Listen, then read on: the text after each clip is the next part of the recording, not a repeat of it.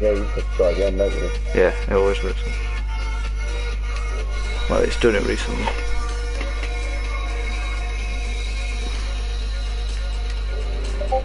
That's very things live. We are live. Ladies and gentlemen, welcome back to the Motive Racing channel. We are here at Laguna Seca for round 2 of our GTE Championship. And we're currently running in Tier 2 as we see a couple of guys just getting used to the conditions here. I'm joined by Honey Badger, as usual. How are you doing, my friend, on this fine Monday evening? Honey Badger? I'm here. I was just changing my headset to it. Just changing his headset over. We're just watching Pete there going across taking some polystyrene with him as he came through turn 1. It's a difficult one to get right in the drive, and in these wet conditions it is extremely tricky indeed. But these boys just finding the limits at this early stage in the qualifying session. Current provisional pole position time has been set by Bruce AFC with a 1 minute 25.8. Now we know that the track does get considerably more difficult to drive than this, and the times will start going down as the session goes on. So Bruce has done the right thing and got himself out there as soon as possible and got the hammer down and done what he needs to do very, very early here in the session. So great to see Bruce driving the Ford GT, new to this thing. Oh, we see there's been an accident here in qualifying. Not exactly sure who that is. We'll have to try and get eyes on that if we can. Was that Oscar Style there coming together with what looks like it might be Kurt Hodgson? No, not Kurt Hodgson. Was it H2 Malik? It was H2 Malik. So H2 Malik and Oscar Style there coming to blows here early in this session. So that's not what you want to see in qualifying, ladies and gentlemen. That is definitely the last thing that these guys were hoping would happen earlier on in this session. But they've got time to get around and get back into the pits and start another lap. We've currently got 10 minutes left in this session. Currently watching Camber here. Sat P7 in this session, driving the Ferrari 488 GTE. Here he comes out of the last corner now and over the line. What's it going to be for Camber? He's not an improvement actually, half a second shy of what he's done before. Let's have a look and see what these guys are doing at the moment. Gypsy George, P13 in this session. And he stays P13 for the time being. He's going to get another go at a lap time, driving in the Porsche. He's got a little bit of traffic here, just up ahead of him, coming into turn 1.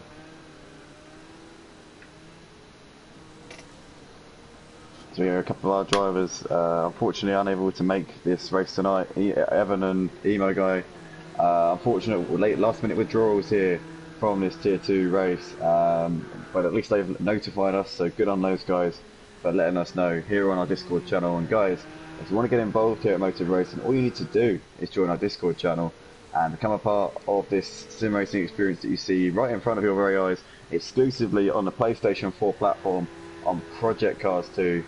Very, very cheap on the PlayStation Store at this point.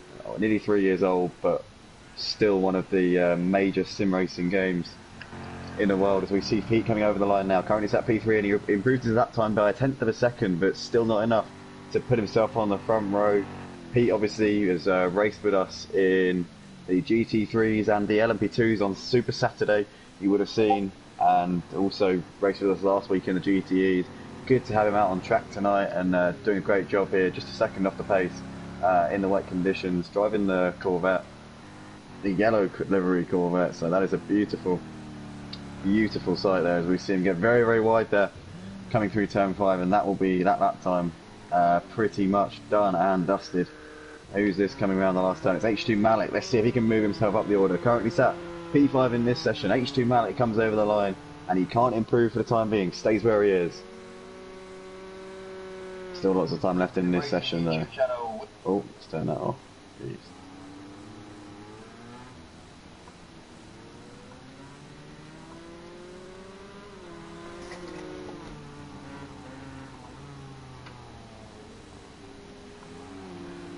But ladies and gentlemen, if you like what you see anyway, then be sure to subscribe here on YouTube, hit that bell on the post notifications so that whenever we're live here, you will know about it and you'll be able to join us here live on our channel.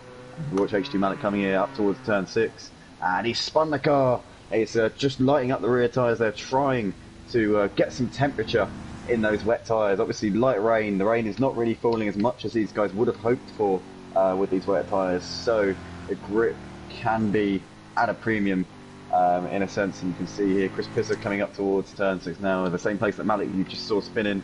Malik managed to get well out of the way, and Chris also struggling a little bit. We're taking a very wide line through there. Is that George in the background behind him? It is indeed. George sat P14 in this session and still yet to put in a flying lap, so looking very precarious there at the back of the field. We've seen him practice. He's been doing absolute blinders in practice sessions, so we know what this man is capable of, but can he show his full potential? Yeah, well, like you say, Andy, George have to show his true colours in this session. Sorry, Honey Badger. No, like you say, I do think the fastest laps that are going to be put in for this session have already been done, unless towards the end of the session, when it does get a lot wetter, someone manages to have an absolutely brilliant setup in the wet and manage to take Bruce with that 125 lap at the moment. Yeah, I think you're absolutely right. It's going to be so difficult for anybody to get anywhere near that now. Although we've still got light rain, but it's just the standing water is going to accumulate, and especially at the bottom of this hill, when all of the rain, all of the water at the top of the circuit is literally just running down. It's just a simple reservoir effect at the bottom of the hill. So it's gonna be an absolute swimming pool by the end of the session, and indeed into the race. As we see Emo Guy there requesting that he gets an invite to this session, but unfortunately myself and Honey Badger are both in the commentary booth, so let's hope that one of his fellow drivers helped him out here and gets him into this session, because otherwise he may have to miss out. I'm just do a quick shout out on the Discord in the GTE chat to the GTE Tier 2 drivers. Can someone send Emo Guy an invite?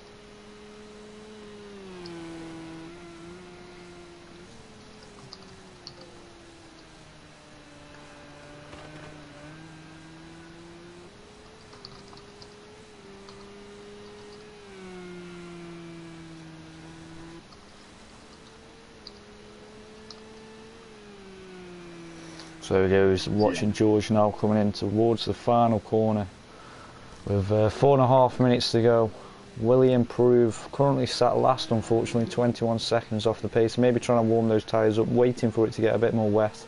As he comes across the line now, he does improve 12 seconds, improved up to 11th position at the moment. Still not enough though for George. We saw him doing some blistering lap times in practice, and I'm not quite sure where the pace has gone in between then and now.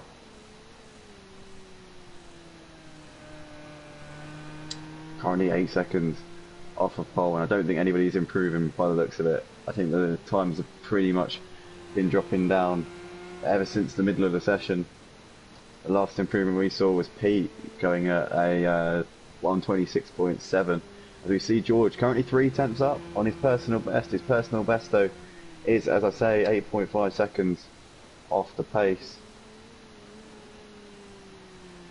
So it is going to take something pretty damn special in the later stages of this session if he's going to put himself up into the top spots now, 0.003 of a second down on his personal best.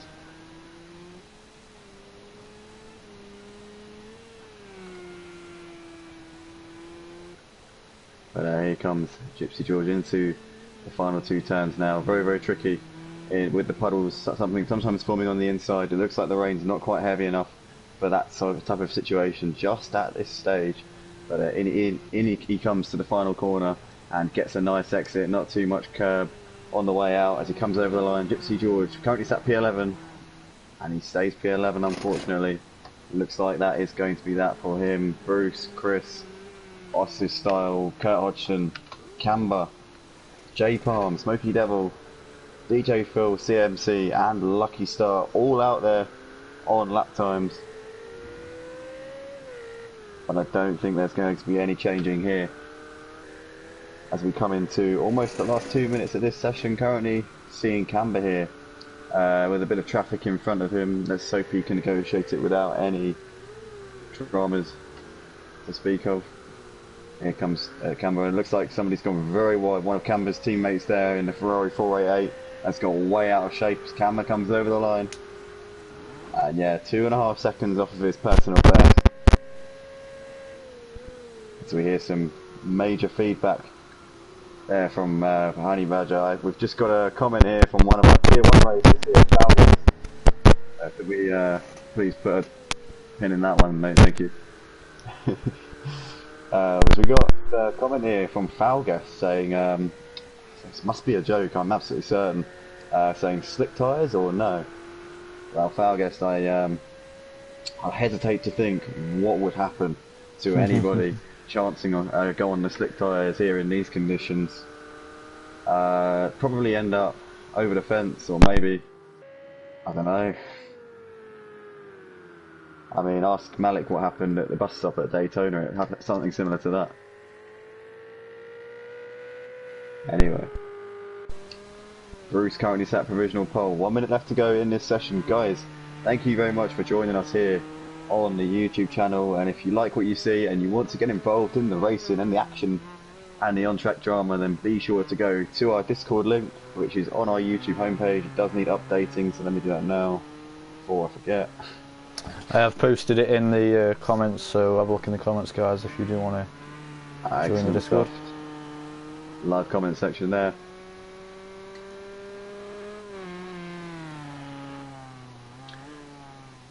So Bruce AFC looks like he's not going to improve on his personal best, but obviously he's done some very, very nice lap times in this session. Corey Smith says, can we have a look at the lap chart? Yes, we can. So obviously Smithy there requesting that, and we see there these guys are around 4 or 5 seconds off of their fastest times, and some guys are up to 10 seconds off of what they were doing earlier on in the session. So that is just testimony now to how bad the conditions have got out there on track for this GTE round 2 at Laguna Seca. Here live on the Motive Racing channel with myself, Andy, and Honey Badger as well. Honey Badger, what do you make of the pecking order for this session, and who do you think is going to take home the gold in this Tier 2 round 2?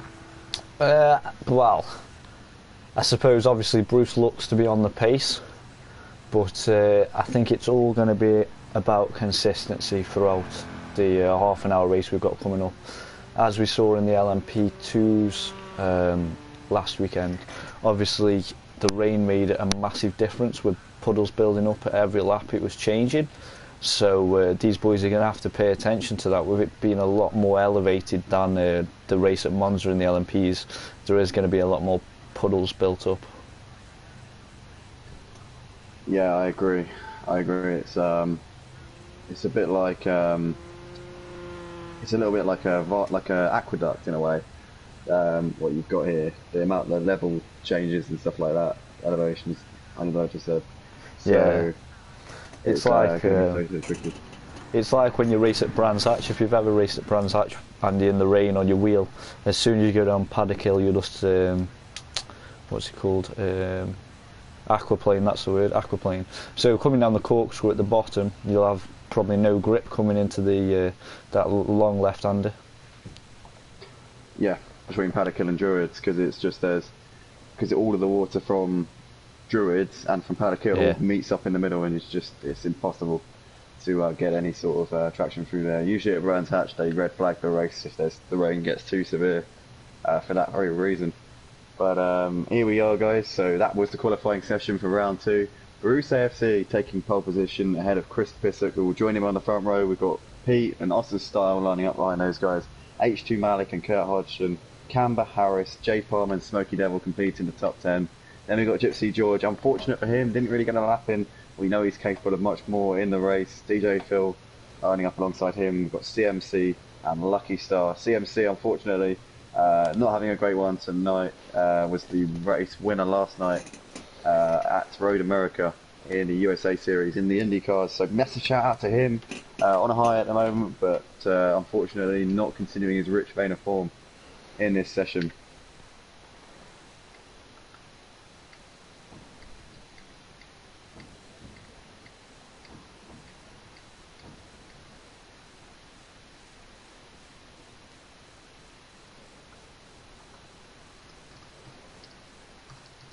Yeah, so like I said, Andy, I don't think this evening overall with the Tier 2 and the Tier 1 boys, it's not going to be about the fastest driver. It's definitely going to be about who's the most consistent. So like Gypsy George, throughout last season and this season, I don't think he's ever crashed or hit anyone or anything like that. One of the safest drivers on the grid.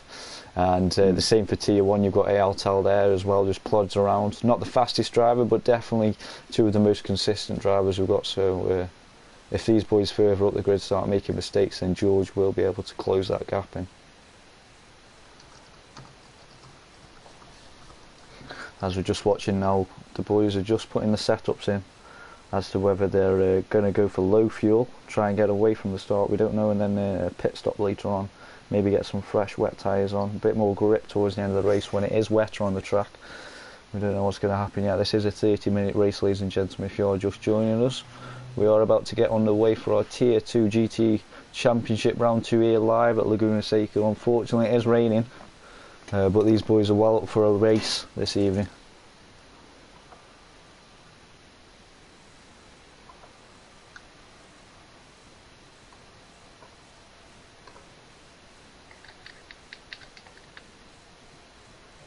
Here we go, we're seconds away here from the start, and it looks like we're about to go lights out here for round 2 of Motive Racing's GTE Championship. Tier 2 boys are about to go racing. When these 5 lights go out, we'll be underway.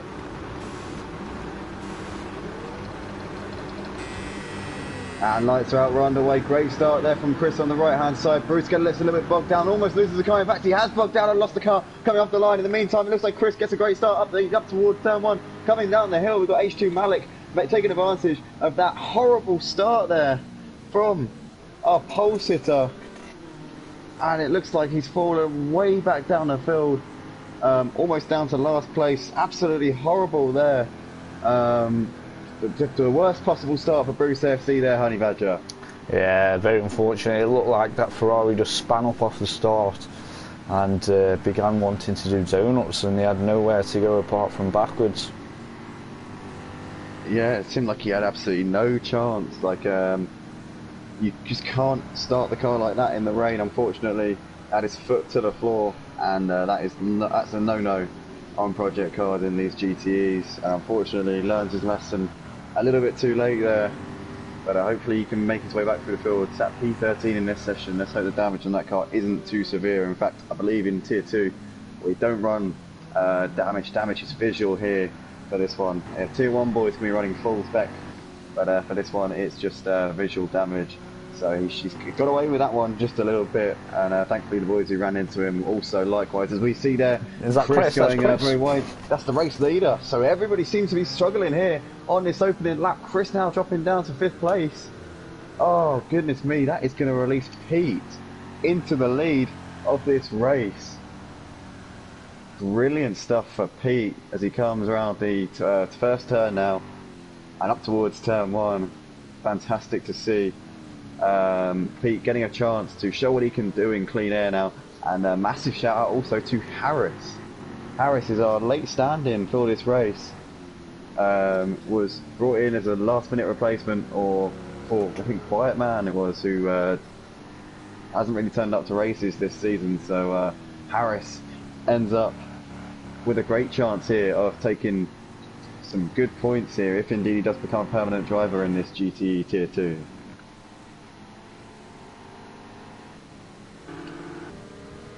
As we see, we have got some racing going on. We said here Gypsy George would be coming back through the pack, and he is doing exactly that. He's all over the back here of H2 Malik as they come out of turn 6, but now he's going to find himself open to Lucky Striker, who's looking to the inside of him also. Can Lucky Striker make the move? It looks like he has done, and George very, very sensibly leaves him the room as we see. Chris is off again. That's Chris. Yeah, Chris in the background there, and I believe it was J Palm. No, it wasn't J Palm. It was a Ferrari. Yeah, it was Bruce there. Bruce getting out of shape. So Bruce AFC has had the worst possible start to this race. Oh, again! And Chris is round again. Going. Oh no, Chris is yeah. Oh goodness me. So the two guys who started on the front row here for this race, struggling enormously so far. really hasn't gone to plan at all for the high flyers in this session. As we see there, J Palm in the background, sorry, H2 Malik even, getting loose coming out of the last turn, loses spots to Oster Style, Gypsy George and J Palm coming down the main straight, and now Oster Style trying to defend here from George, who is all over the back. And in the meantime, you can see that J Palm just going down the middle of those two boys, was well out of control, missed his braking zone by a country mile, and in the end had to take evasive action to avoid running into them. Incredible racing on these opening couple of laps, Honey Badger, and I hope these guys can keep it safe and keep it clean as the rain gets heavier. Yeah, definitely in these sort of conditions you can't be pushing off the line, as we've seen, like I said pre-race, that Gypsy George and a couple of us will just be going out there this evening to drive round, but also they are racing, they're driving consistently, they're not going to push the car off the start. My tactic would be, just like George's, save those tyres towards the end, because you're going to need the grip. The puddles are going to be there, the puddles are going to be built up, and the track's going to be a lot wetter. Unless some of these drivers have got a pit stop strategy, with them pushing off the start, they're going to have no grip left at the end. Yeah, absolutely. They do need to conserve those tyres. We saw similar thing happening in the LMP2s on Saturday night.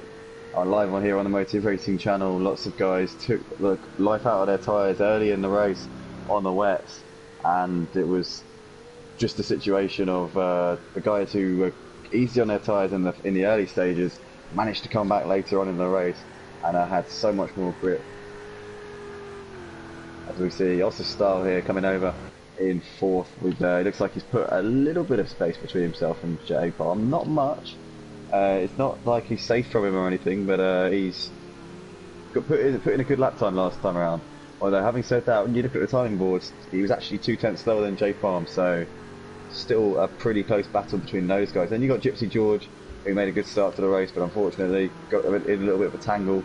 After that, we've got Camber and Bruce AFC now finally seems to be getting into a rhythm after a horror show of a start. Started on pole position, put it on pole with a 1:25 in the early stages of the qualifying before the rain really started to come down. But unfortunately lit up the tyres on the start line and ended up spinning around before he had even driven more than about 10 yards. And took a couple of guys with him. Fortunately for Tier 2, the damage here on Project Cars 2 is not on full, in fact it's not even performance impacting, it's on visual damage here for Tier 2, so it's almost like a little bit of a sandbox area for these guys to hone their skills and get to grips with these GTE cars. As we see here, Bruce there putting the pressure on George. George seems to have lost the position to Campbell while we were talking here about Bruce, and Bruce now looks to the inside here. George looks like he might be about to lose another position, and that's a very nice clean move there from Bruce up into P7. George gave him the room, and that is now Bruce up, as I say, another position. 24 seconds off of the lead though. This is not how he would have wanted this to come. So we've still got a battle going on here for 5th and 6th though. It looks like J Palm has lost out here to Oster Style, but he's now coming under increasing pressure from Camber, and also Bruce is also now right onto the back of these boys as well. Let's ride on board with Camber and see what he's seeing. You can see J Palm and Oster Style just in front of these guys, and actually the gap between Oster Style and J Palm, nothing at all, Honey Badger. That timing board is really lying to us, because the gap is not a second, that is a lot less than a second. Yeah, if I was Camber at the moment, I'd just be happy to sit there. I wouldn't want to put these drivers under pressure. Currently sat in 6th position, he's still got 22 minutes of this race to go. So, especially around Laguna Seca, there's a lot of blind corners like that one we just drove through there. And you'd just be happy to sit there at this moment in time, hopefully wanting these boys in front, just have a little battle, and then capitalise on that if they do make any mistakes further on in the race. At this point you wouldn't want to be trying to battle for positions. He does have Bruce behind him, so he needs to keep that in mind as to whether Bruce wants to attack him, get back towards that front group, or whether it's going to be a 4-car battle towards the end of this race. Yeah, as we see here, we've got Bruce looking to make up another place up the inside, little bit elbows out through the final turn, but he's got the position, and I don't think J Palm will be too chuffed with that. Admittedly, he did have the inside line and was just about ahead by the apex of the corner, but it was argy-bargy, and these guys, you have nothing between those wheels there.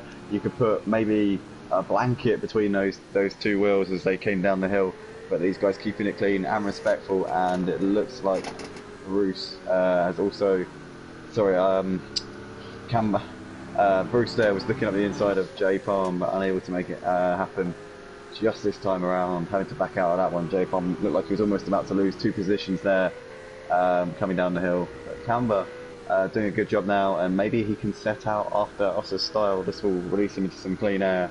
You can see Oscar's style just up the hill, not too far away in the distance.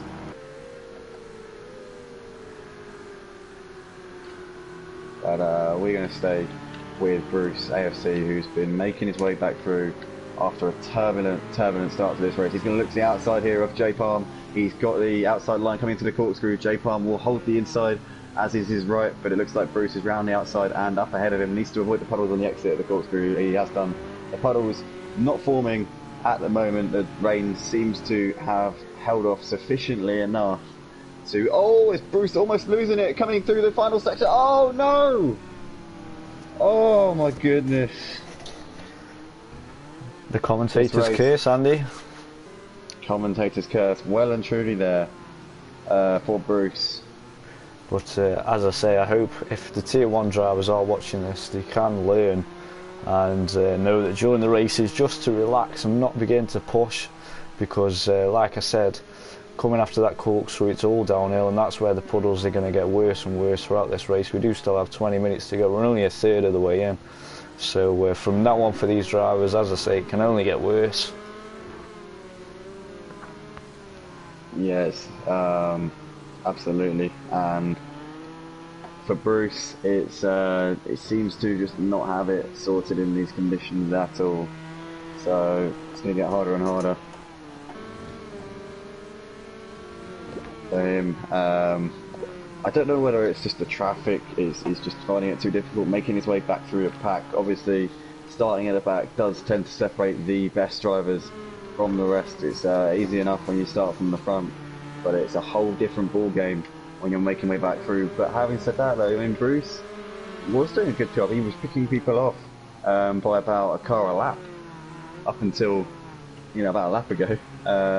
He's now closed up onto the back here of, as we see there, that is CMC there, getting way out of shape coming through the corkscrew, and Bruce in the end picking up a couple of positions in the process. Good to see there, opportunism there for Bruce. So yeah, up into 7th place, hasn't had the easiest of races at all. Next up there over him, you can see there's 3 cars coming down the pit straight up ahead of him. That is Oscar Style, Camber and J Palm. So it would be a pretty impressive drive if Bruce can get himself in a top 4 when you consider the race that he's had. Yeah, definitely a lot of mistakes, unfortunately, for Bruce. Did qualify on pole, was it, Andy? Yeah. Pole position, yeah. Yeah, unfortunately that mistake off the start line. But like we say, he still does have 18 minutes. These boys out in front could make a mistake or two and he'd be straight back up there towards the front. So it's anyone's game at the moment. Well, the man to keep an eye on here with 18 minutes left in the session, probably Smokey Devil, because the gap between Smokey and Bruce is 12 seconds. So we're probably looking at around a 10, 11, 12 lap race from here to the end. So if Bruce could lap a second a lap faster than Smokey in 3rd, then he could be on for a podium. So that's surely got to be his target at this point. Damage limitation, he's not going to win. As we see there, a bonnet going flying there. Don't know if that was contact between maybe Camber, Style and J Palm, one of those two, or 2 of those two. It takes 2 to tango, as they say. So it would have been those guys coming together. But into the final turn now, and you can see J Palm once again with his mirrors absolutely full of Bruce. Side by side here down the pit straight, Bruce gets the position and up another place here. So once again showing his prowess at making his way back through the field. He's got racecraft, he's got talent, he's got speed. Unfortunately, has not got composure off the start line in wet conditions, as we see picking off as the style there, and up another position, up into 5th place. He's now 3 seconds behind Camber.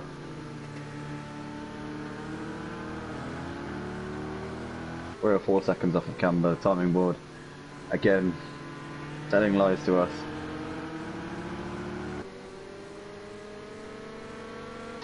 Just going to check out a couple of the comments on the stream. Seba Stefano says, good evening Sebas, good to have you with us watching Tier 2. He will be on the grid tonight for Tier 1 coming up in about 20 minutes time, ladies and gentlemen. Foul guest obviously mentioned about slick tyres, but definitely not slick conditions at the moment. Foul. Only Sakara, I believe it's DJ Phil Green saying surely not. The aquaplaning is just far too treacherous here to be considering slick tyres. He says mind the puddles everybody. Musa Tahar says go on Kurt, podium finish. Unfortunately it looks like Kurt's struggling today in this race. He's down in 11th place. Looks like he's fighting over the final top 10 spot here with H2 Malik. Kurt in the Ford GT. Malik also in the Ford GT. Sporting very opposite liveries, one in yellow, bright yellow, the other dark black here. But unfortunately, Kurt having a bit of a torrid evening. So Musa Tahar will be very unhappy with that one, as will DJ Phil Green. Corey Smith saying, come on Malik. So unfortunately for those guys, their favourite drivers aren't doing too well here in this session. We're half distance, so they've got time to pick themselves up, but they are dangerously close to being lapped here in this race. Hopefully they can find something and get the pedal down and avoid that situation, but there's no shame in that if they do. Having said that, because the guys up front are such talented drivers. Pete, Harris, these two class of the field up front. We got Chris Pissock, who started on the front row alongside Bruce AFC, currently running in 12th place. So a few of the big guns in this race really not at the races today for whatever reason, just really struggling here in these wet conditions here at Laguna. If you see Chris once again going very, very wide there into turn 1, goes deep, just about keeps it on the racing line, but as soon as you get off the racing line coming through there, that is it, you're a passenger, and you may as well put yourself at mercy of the sea. And we see DJ Phil there getting wide. I think he's allowing is he allowing people to come by and lap him? Looks like he may be. Lucky Star also seems to be emerging from the pit lane, maybe? Not exactly sure. But Lucky Star's got some traffic. Well, I say traffic, not traffic, it's actually the leaders behind him.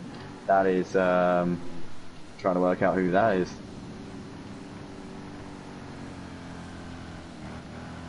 That must be, I'm not sure. I know it's actually a battle for position, sorry, that was DJ Phil and Lucky Star battling for 13th and 14th place. But we're riding on board with Harris here. Honey Badger, Harris has got the gap down to 2 seconds at the front. Yeah, it's absolutely frying. Just coming up on some lap traffic now, coming towards the end of lap 11. Chris Pissock just in front, he pulls to the side. Very safe driving there from Chris, as usual. So he knows the only car in front of him now will be our race leader. We just saw there a bit of understeer. As I said, the puddles will be forming a lot more now towards the end of the race, so braking a lot earlier and a lot more tentative. The same with getting the power on. So if we keep on board for a bit, we'll be able to see from his perspective where these puddles are, and we can listen to his braking and whereabouts these puddles are. Yeah, and in the meantime, his rival for the race win, Pete, does seem to have a bit of traffic in front of him. Malik there gets well out of the way. Took him a couple of corners to realise he was there, and now Malik's going to have to get out of the way for Harris as well, who's all over the back of him, and Harris has a little flash of the lights there. He knows that this could, he can see the race here flashing before his eyes, and he knows that the slightest unexpected movement here from Malik could unsettle him massively and potentially put a pin in his race. Flashing the lights once again there. Malik not having any of it though. Into turn 7, and this is potentially, there we go. Malik pulls over to the right, allows him to take the position. Good stuff there. Ultimately didn't cost Harris any time, so it's all good as far as we're concerned. Gap now 2.6 seconds at the front between Pete and Harris, but it is coming down by about half a second a lap.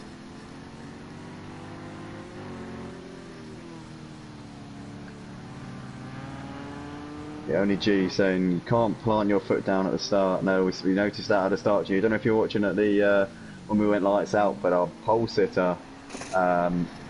our pole sitter Bruce AFC managed to light it up and spin the car around and took a couple of guys with him. Unfortunately, most of the field managed to avoid him, but there were a couple of guys at the back who couldn't see up ahead because obviously you've got the whole pack in front of you, and got caught out in the incident, which was very, very unfortunate indeed. As we see Pete's lost the car.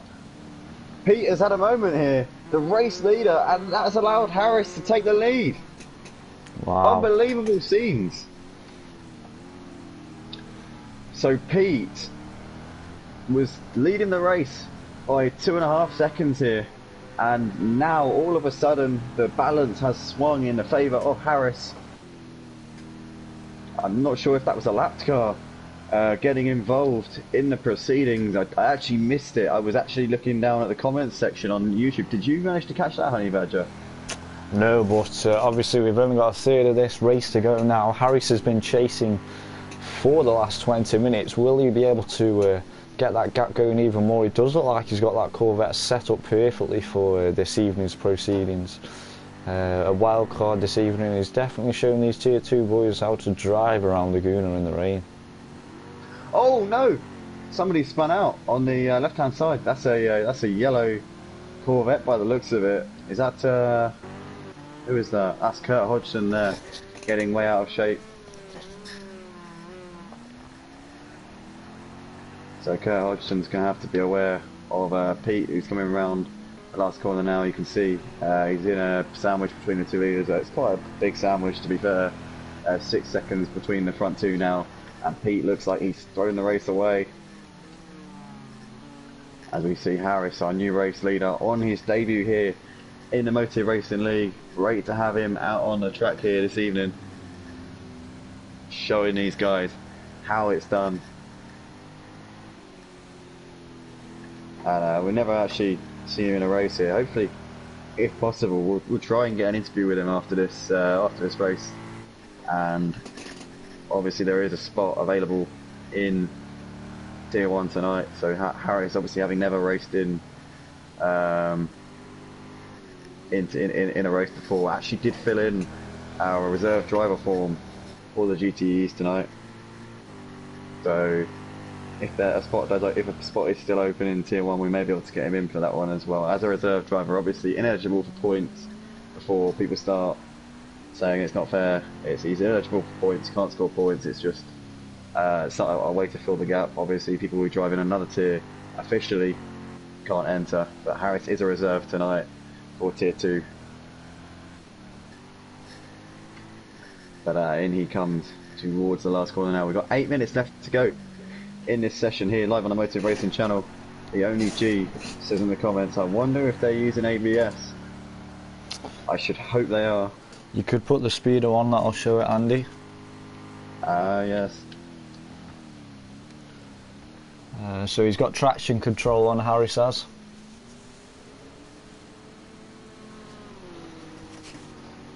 Yeah, got traction, but he hasn't got ABS on. So that is a pretty bizarre combination there. I would have thought that with traction control you would need ABS, especially in these conditions in the downhill braking zones, but seems to be working for him. Yeah, very smooth driving for the last 25 minutes for Harris. Only 7 minutes to go now, ladies and gentlemen. Here for the Tier 2 Round 2 GT Championship race. In the meantime, Pete is also running the same assist as Harris. He's just running traction control. Got Camber doing the same. Bruce running no assists by the look of it. And up into 4th place. So our pole sitter just did the fastest lap of anyone last time around with a 1 minute 31.8. And as we said earlier on, would surely be aiming for a podium here in this race, and it looks like he's got his wish. He is now all over the back here of Camber, and after a horrible start to this race, it looks like he may be in with a chance here of putting himself in the top 3. 27 seconds off the leader, but crucially with some vital points here in the championship. Driving the Ford GT all over the back of that 488.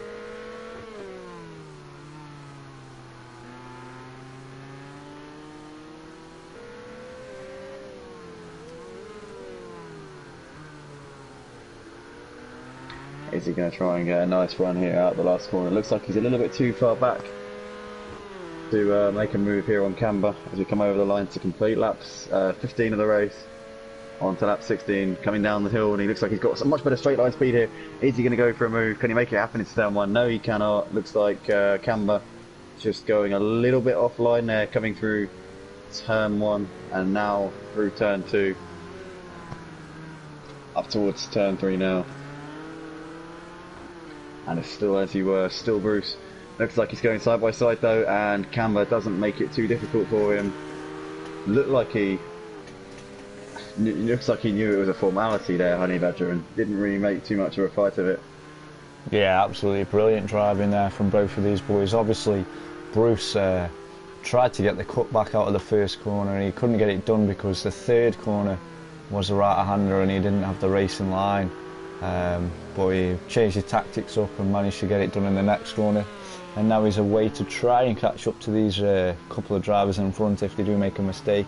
But absolutely a brilliant drive this evening from Bruce. Unfortunately, those mistakes early on in the race, he's managed to come back up to third position. Yeah, it's good to see that he's managed to turn this race around. And it was so unfortunate the way that it all started. As we see a lap car there moving out of the way. That's H2 Malik. Good to see there. Oh, with Malik. That was close there. Almost running into camber, but just about keeping it straight. It wasn't intentional. It's just very difficult getting the tyres to grip out of that last turn with the standing water the way it is. But Malik reacting to that sideways motion and keeping it out of the way of the lead. It's good to see. We are approaching the dying laps here of this race. Yeah, so that gap now down to 5 seconds between our race leader and second position. If Harris does make a mistake, I don't want to put the commentator's curse on him, but if he does make a mistake, it does look like Pete will be able to catch back up and possibly take the race lead. So Harris has got to concentrate now as they start lap 18, sorry. By my calculations, it should be a 20 lap race. So we've got 3 laps left to go here at Laguna for round 2 of Motive's GTE Championship. The story of this race was Bruce AFC started on pole position with Chris Pissock lined up alongside him. Bruce got the worst possible start, ended up spinning off the line, had his foot all the way to the floor, which you just cannot do at Laguna in these conditions. You've got a difficult start in the dry. Your trajectory is immediately towards the left as soon as you get off the line. So in the wet conditions, it just made it 10 times harder.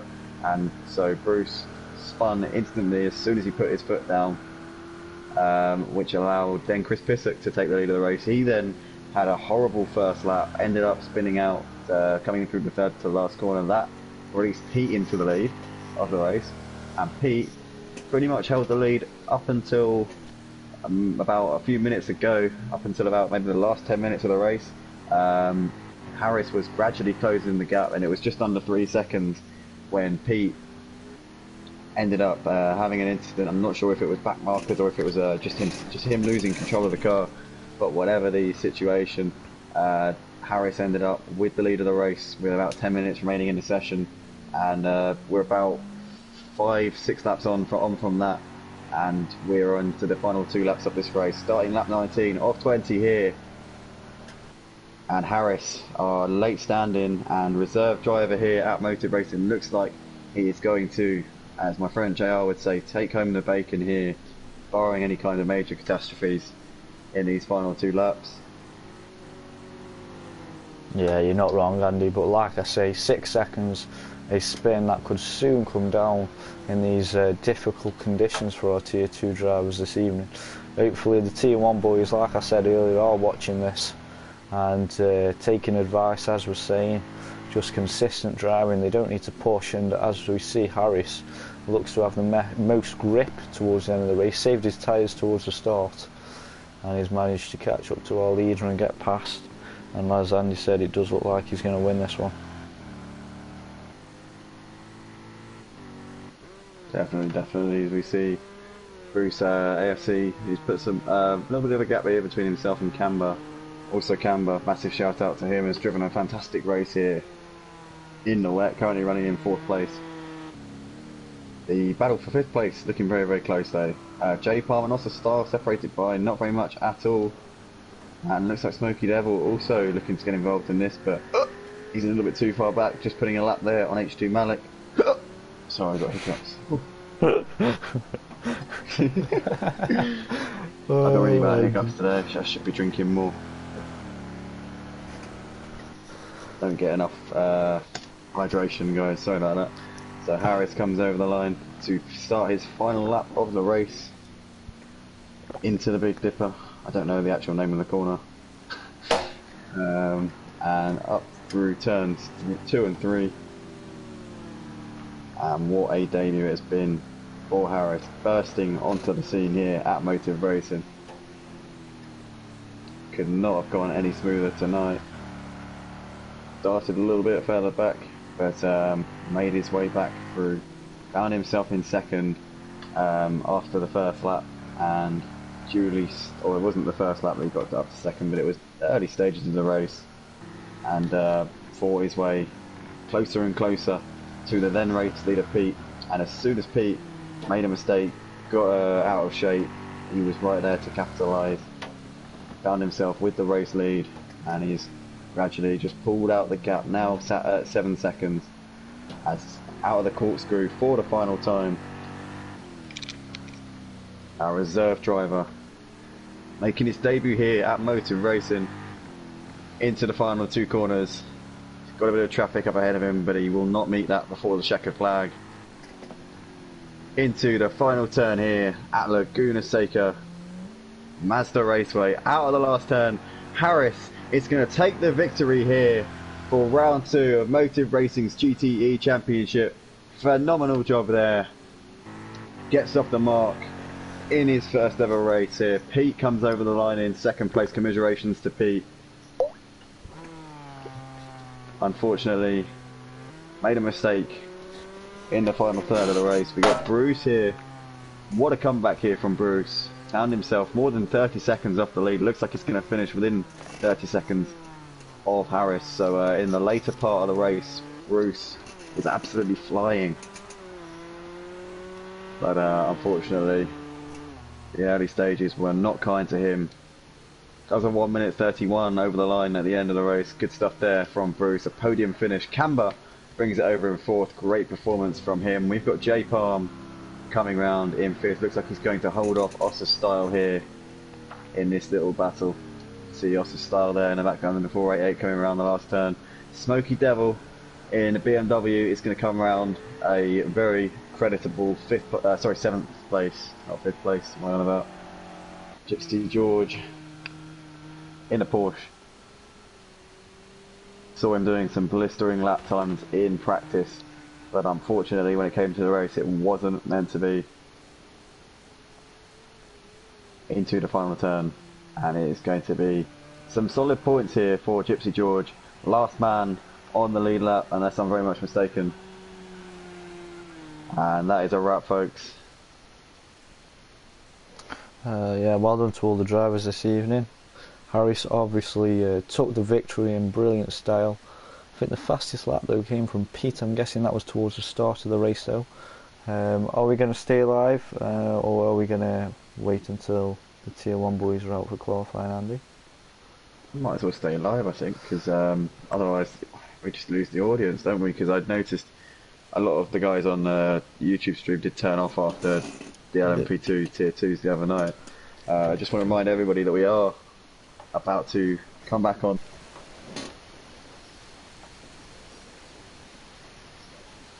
Yeah, let's try and get Harris in for an interview in the meantime. Also just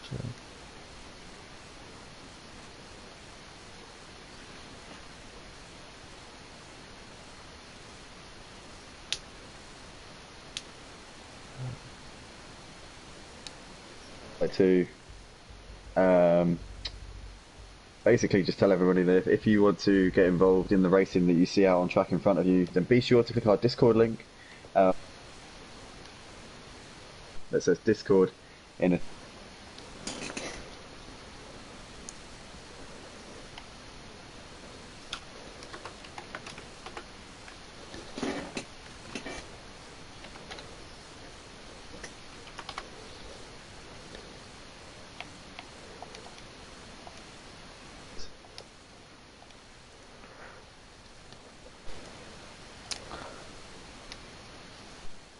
and the USA series, which includes NASCAR and IndyCar. Alright, let's get the tier 1 boys ready. I have suggested to get Harris in the commentary booth, and then we can have a little chat to him prior to this race. In the meantime, I'm going to set up tier 1.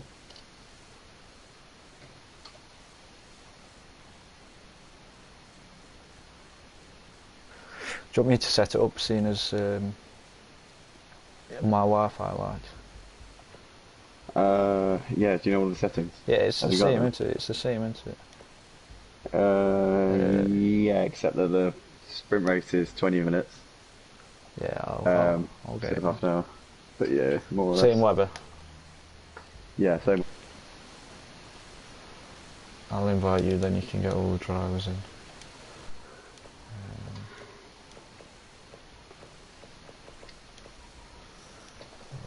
So, just going to take my voice off share for a moment, as we are broadcasting live to the stream in a minute.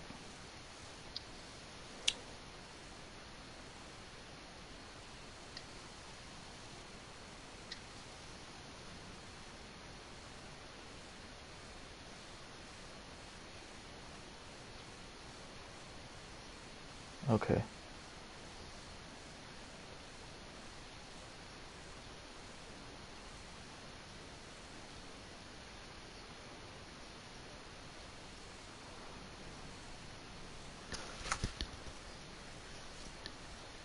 Yeah, you can't hear us, so. Yeah, you can't hear us.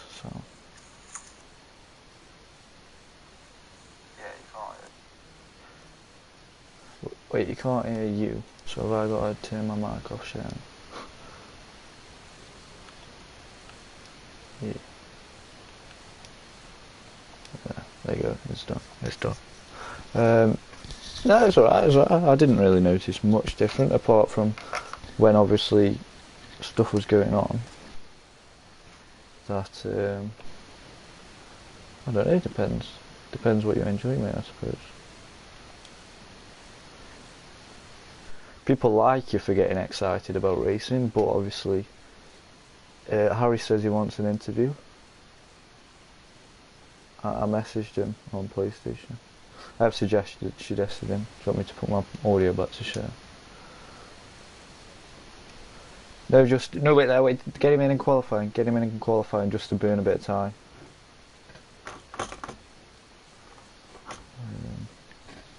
I'll just see.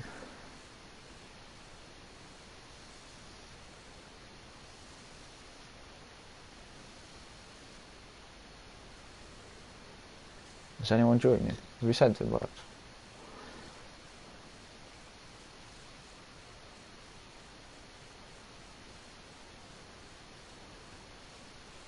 Is he racing that? Is there space? Because JR's coming in. Do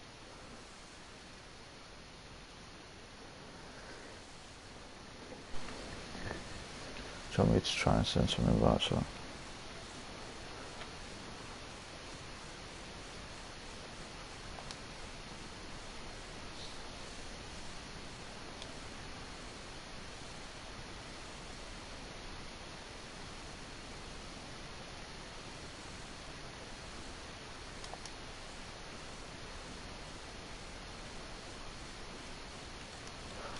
Oh, sent a couple.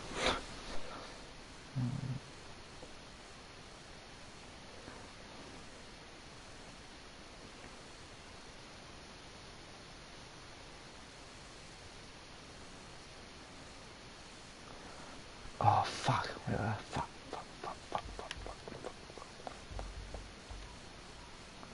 There we go. Oh,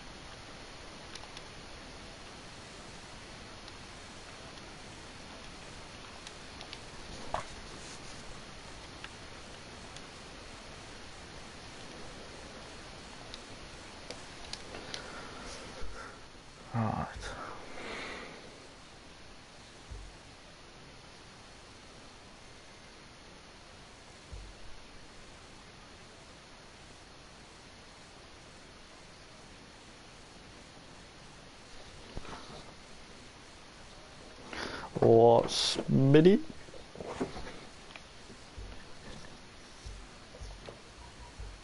Who's that?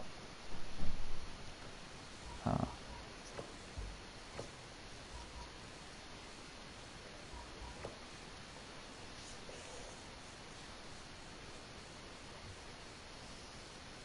Yeah.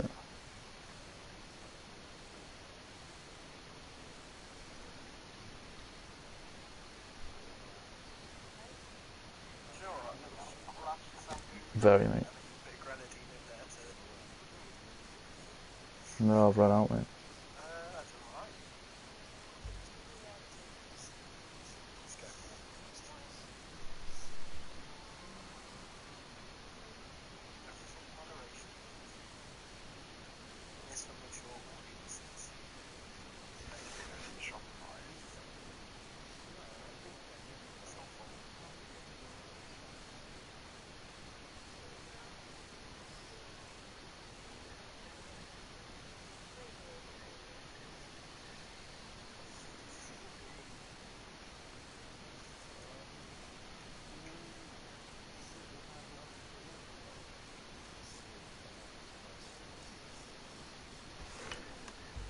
Yeah, I'll put it on now.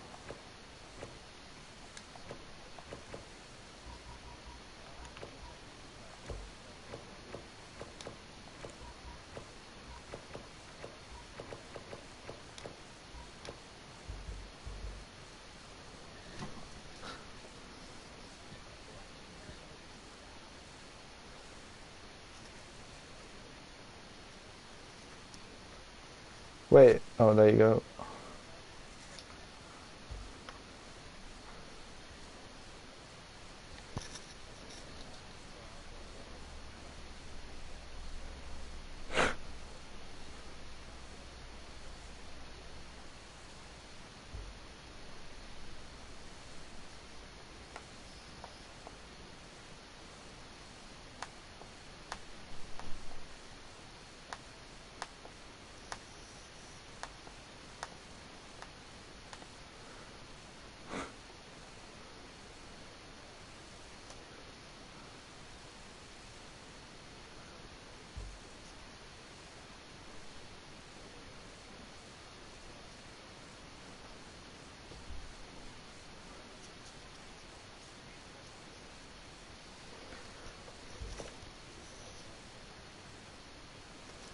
Wait, so am I turning it off for tier 1, boys?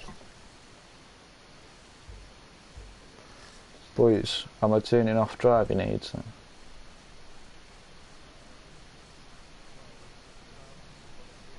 Yeah, that is off.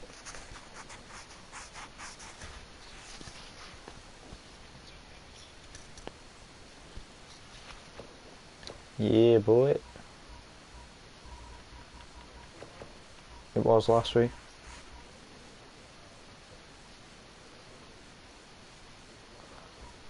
I'm gonna force cooldown lap so you can do donuts.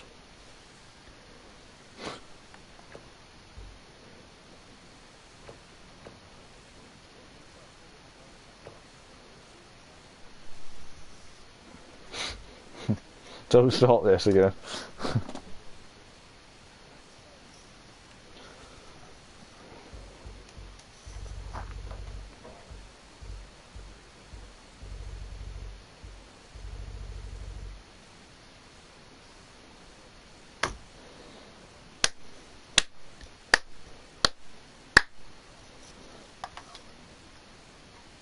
Oh, that's me punching my fist.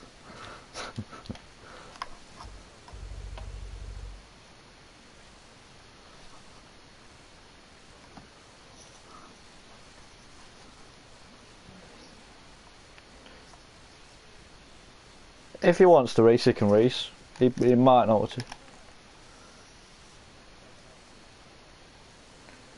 Yeah,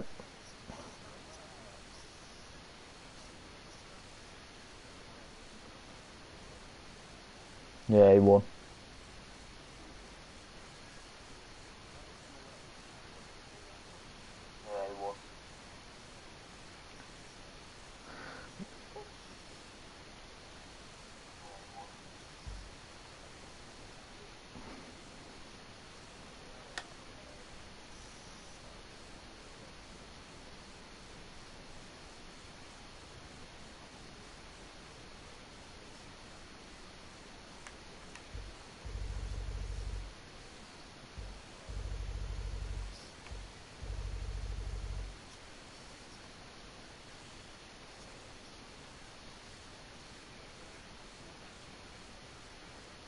Yes, mate. Yeah, I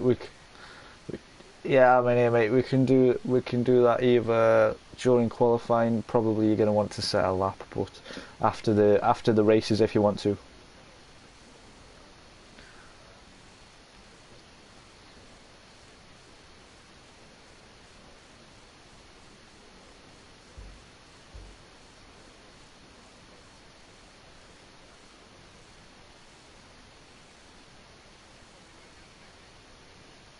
That's fine, mate. That's fine. No worries.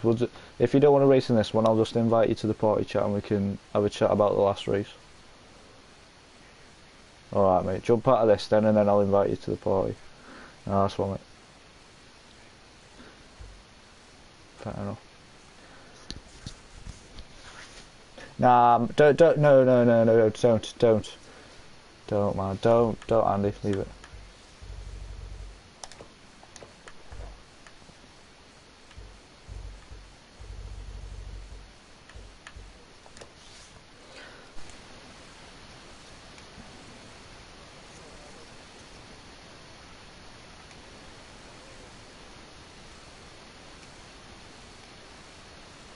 What's up, Andy?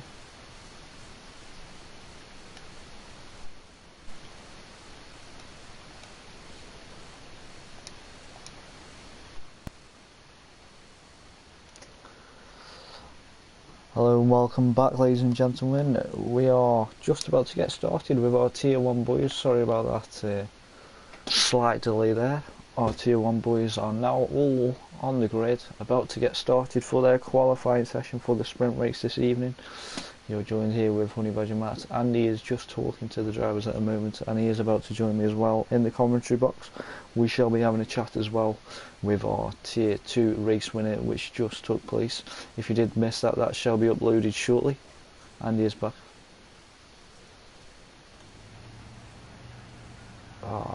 Is the date much of a problem? Right, okay. So, okie dokie.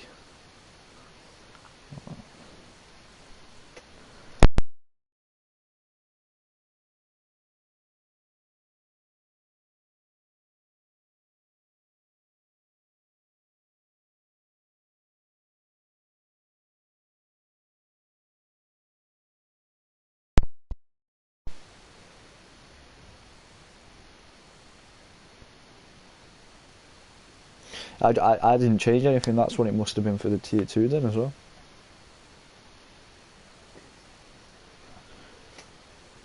Oh, right, okay.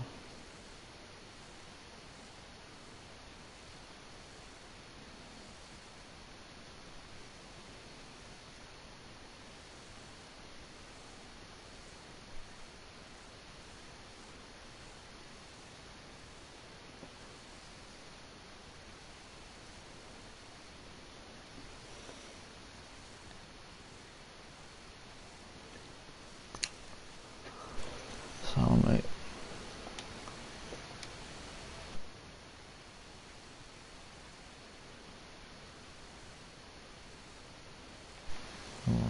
Oh, host migration have been disconnected.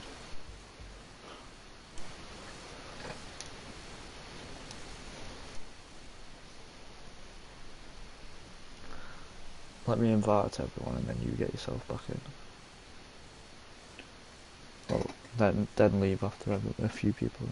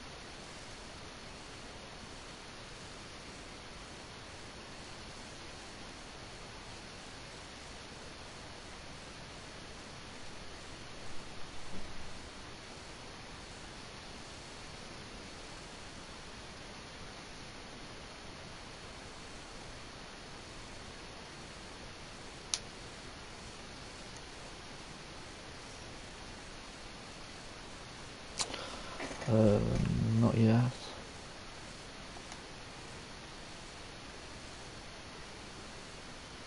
Wait, oh, I thought you were making it.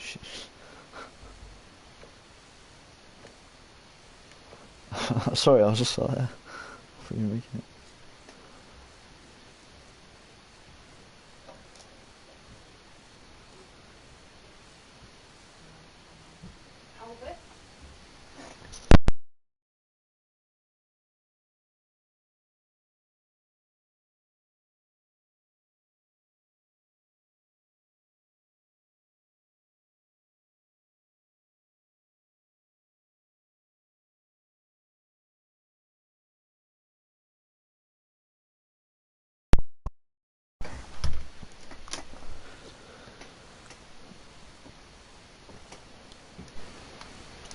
Okay, I'll go.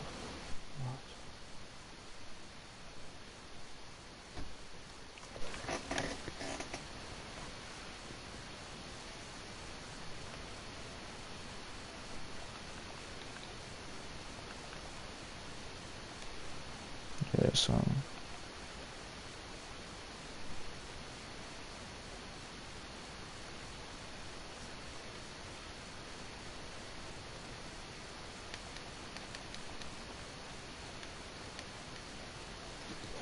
Oh, there we go, everyone's invited now.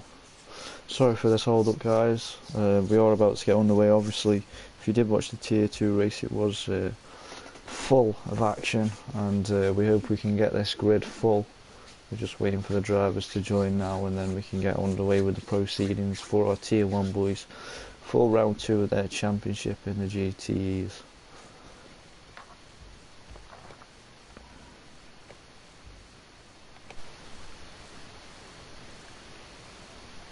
Oh, there we go.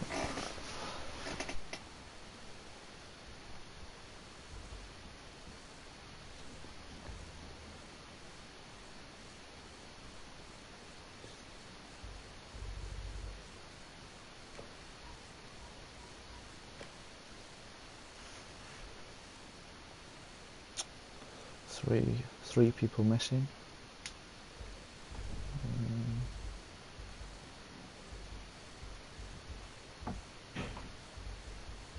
Hey, Alto isn't here.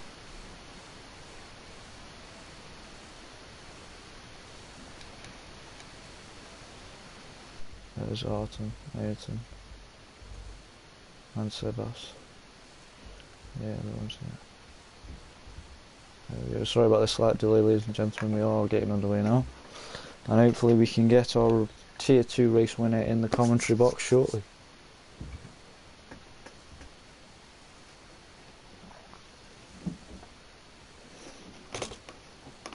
He should be in suggested drivers in the commentary booth, Andy.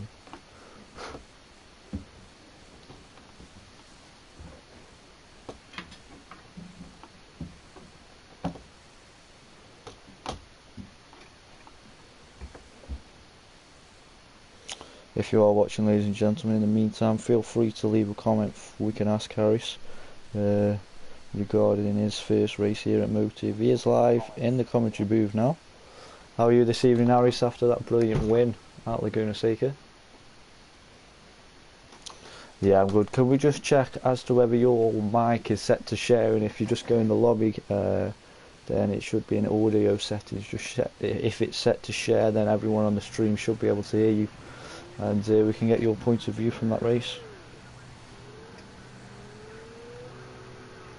So Harris, if you go to party, yeah, it should be working now. Brilliant stuff. Can we do a quick audio check? Can you hear me?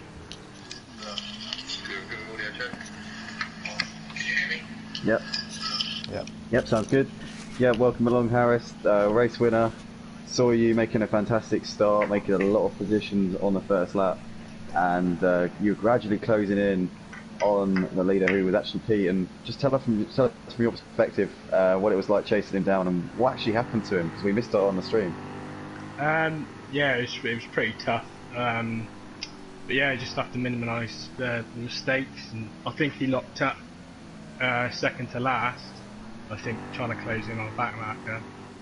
So managed to take the lead and just minimise my mistakes really. Yeah, because we saw, obviously you took the lead and managed the gap from there on. The gap was closing a lot before that, but then once you had the lead, I think it looked like you were just managing the race, closing it out. What were the tyres like towards the end? Obviously with the rain getting heavier, I imagine they probably warmed up. What was it like driving the car? Did it get easier or more tough? It was about the same really. I did brake a lot earlier than what I was at the start, but yeah, the car felt good. You just had to just keep pressing on. Great stuff, great stuff. Honey Badger, do you have any questions for our race winner after making an unbelievable debut here? Yeah, like I was about to say, a brilliant debut from yourself. What, have you signed up for anything else in the coming week or season 2? No, I haven't actually. I'd like to hopefully get a permanent place on and do some more. Yeah, definitely. We hope to see you in Tier 2, showing those boys how it's done as we saw this evening. If you did miss that, ladies and gentlemen, it will be uploaded shortly with this stream. Make sure to watch that brilliant first race here at Motive 4, Harris. We hope to see him next week and showing the boys how to go around the track. Yeah, hope so. Great stuff, great stuff. Anyway, we're currently watching, looks like JR's put in the first lap of the session, but that looks like an outlap there. What would be your best advice, Harris, to these guys in these conditions, tricky conditions we're seeing out on track? Looks like the rain has died down a little bit since the end of the race, but basically what's your tips for getting around the track in one piece? I'd say patience is key really. Just take time, don't rush into things. There you go guys, you heard that from the Tier 2 race winner. And Davidson here was meant to be a reserve tonight. Great to have him in the commentary box. Thank you Harris very, very much for joining us, and we hopefully will be getting you as a regular driver in Tier 2 for the rest of this season. And having missed round 1, do you think you're still in with a chance of getting a top 5 spot or maybe getting promotion?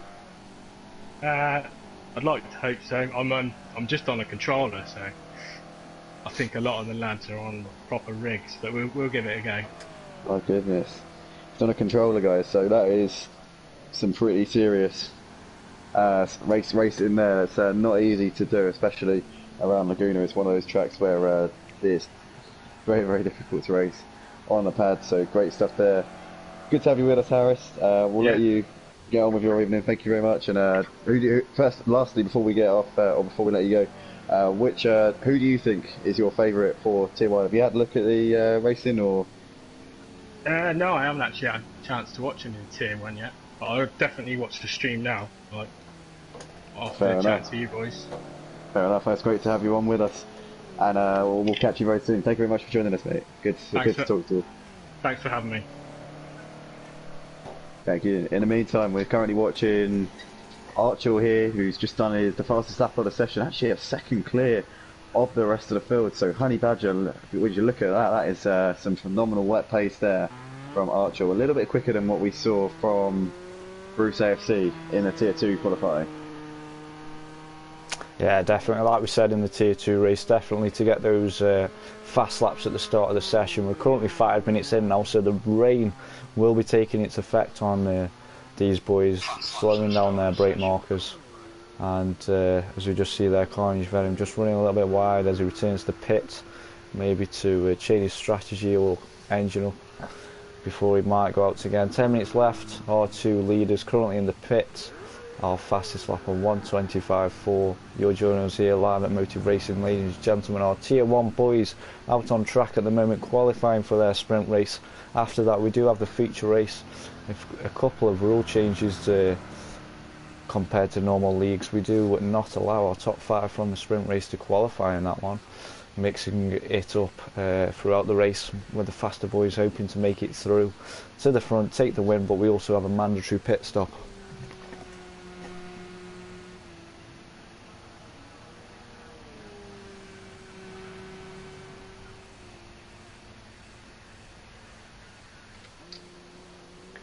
As we see here, Carnage Venom goes second currently on a 1:26.4. What we found in these wet conditions is that the track does gather standing water very, very quickly, so these early session times are pretty likely to be the front runners. Archer stealing the march on these other guys.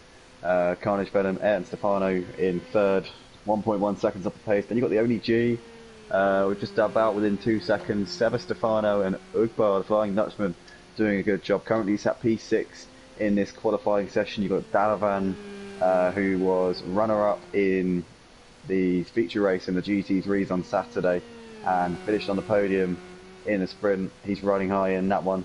You've also got guys like RDJ out there at the moment, P8 in the Porsche. You've got JR, substitute or reserve driver tonight for this one, driving the BMW.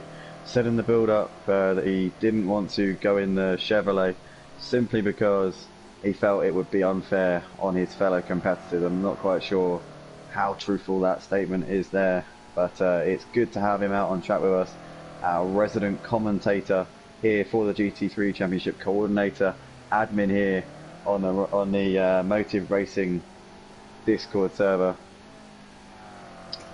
Almost said something else there. I hope that didn't show.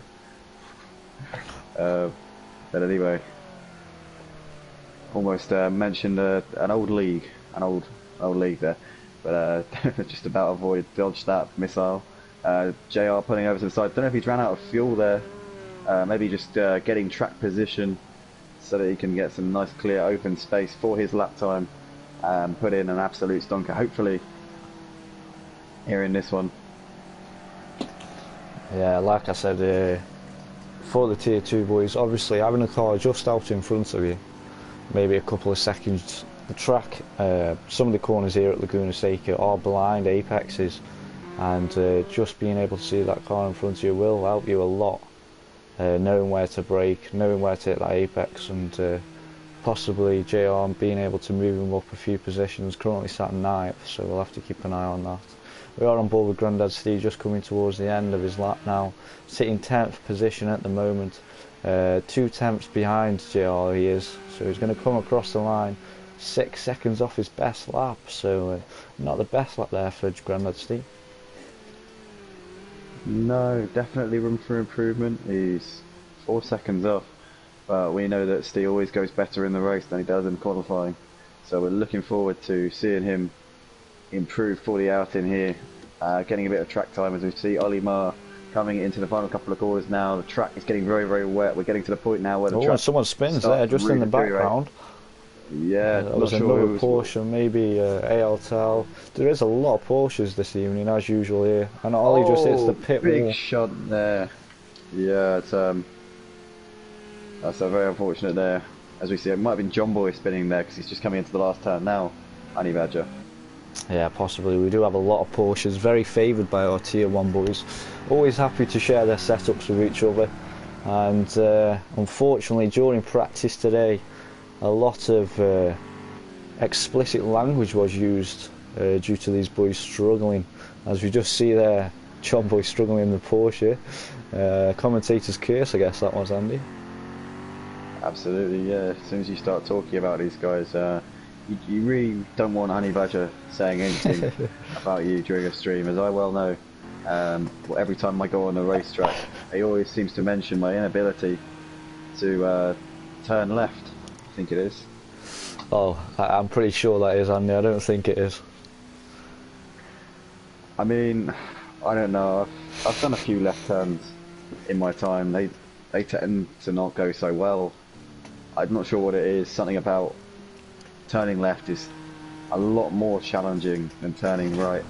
Guys, if anybody out there has a similar problem to me and has managed to get over this hurdle, this giant challenge, this colossus of a barrier, then please contact me on Discord, Andy_C_WFC,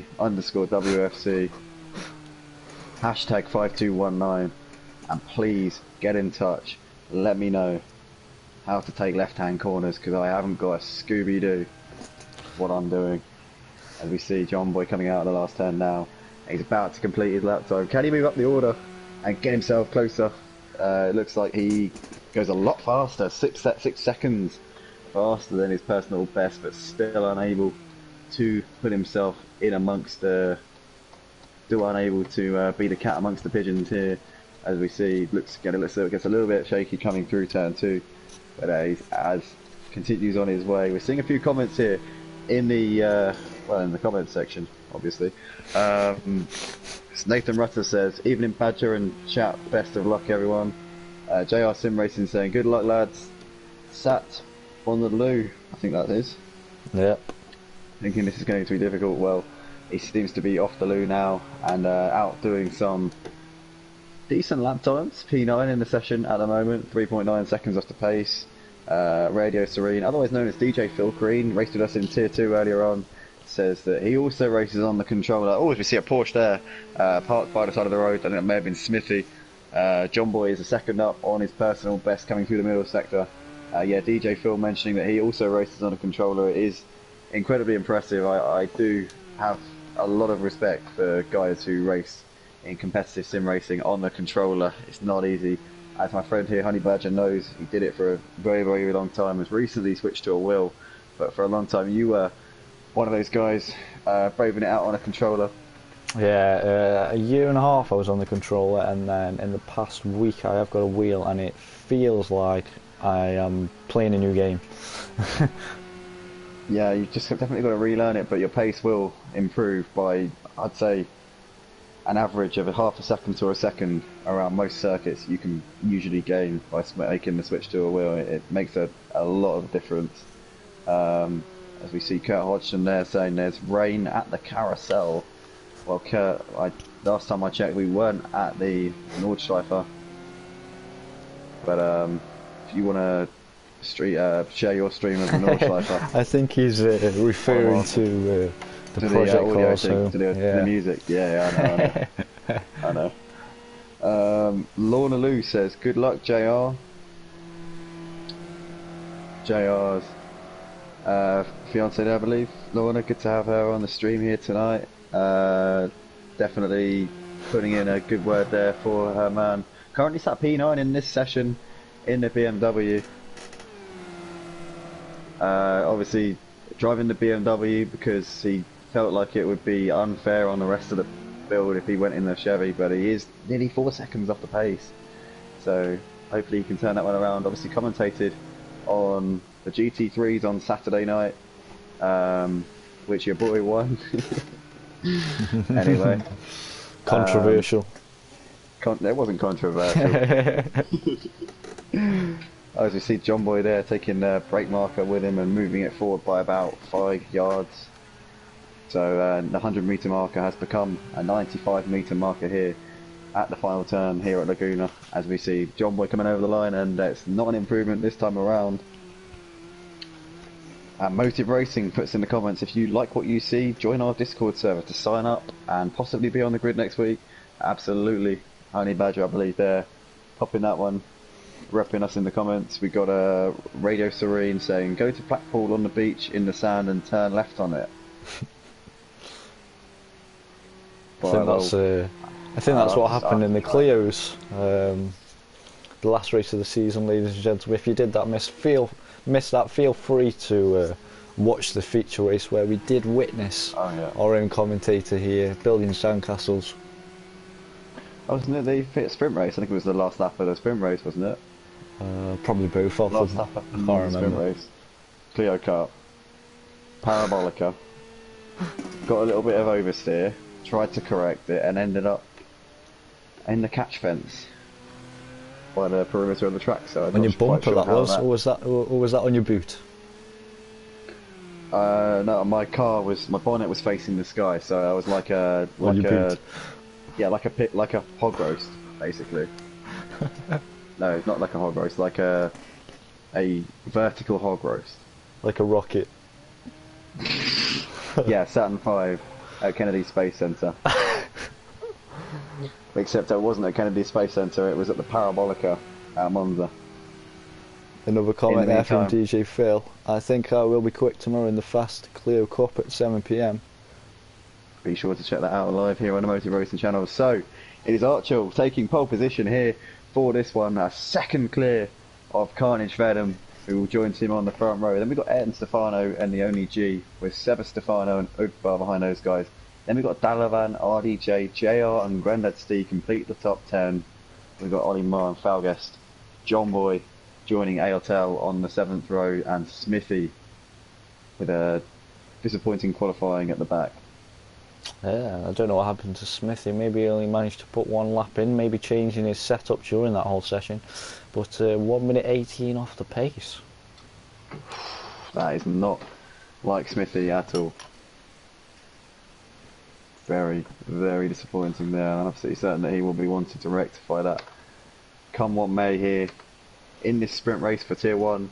Ladies and gentlemen, you're just joining us here on the Motive Racing channel. You join us for the most important part of the, well, not the whole evening, but certainly at this moment in time anyway. So you join us here for the sprint race for Tier 1. We've got some star-studded drivers here out on track in the wet conditions. Let's hope that these guys are careful when getting the hammer down off the line, and be patient, because we saw at the start of the Tier 2 race that Bruce AFC was the unfortunate victim there of the left-hand trajectory, which I've been a victim of many times. Check out Daytona in the GT5 Genesis last season to fully understand that. At least you're learning. At least you're making up for your mistakes. Half an hour in for that one.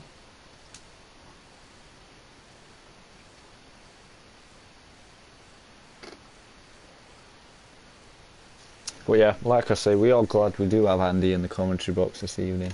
This is a anti-clockwise track, so yeah, like he says, it is much safer for him to be talking, not sat at his jelly rig. And at the end of the day, Honey Badger just wants to keep me safe, and he knows that keeping me in a commentary box rather than the track, you know, he's a very considerate guy at the end of the day. Aren't you? I do try my best, Andy. Full motive, that is. Very kind of you.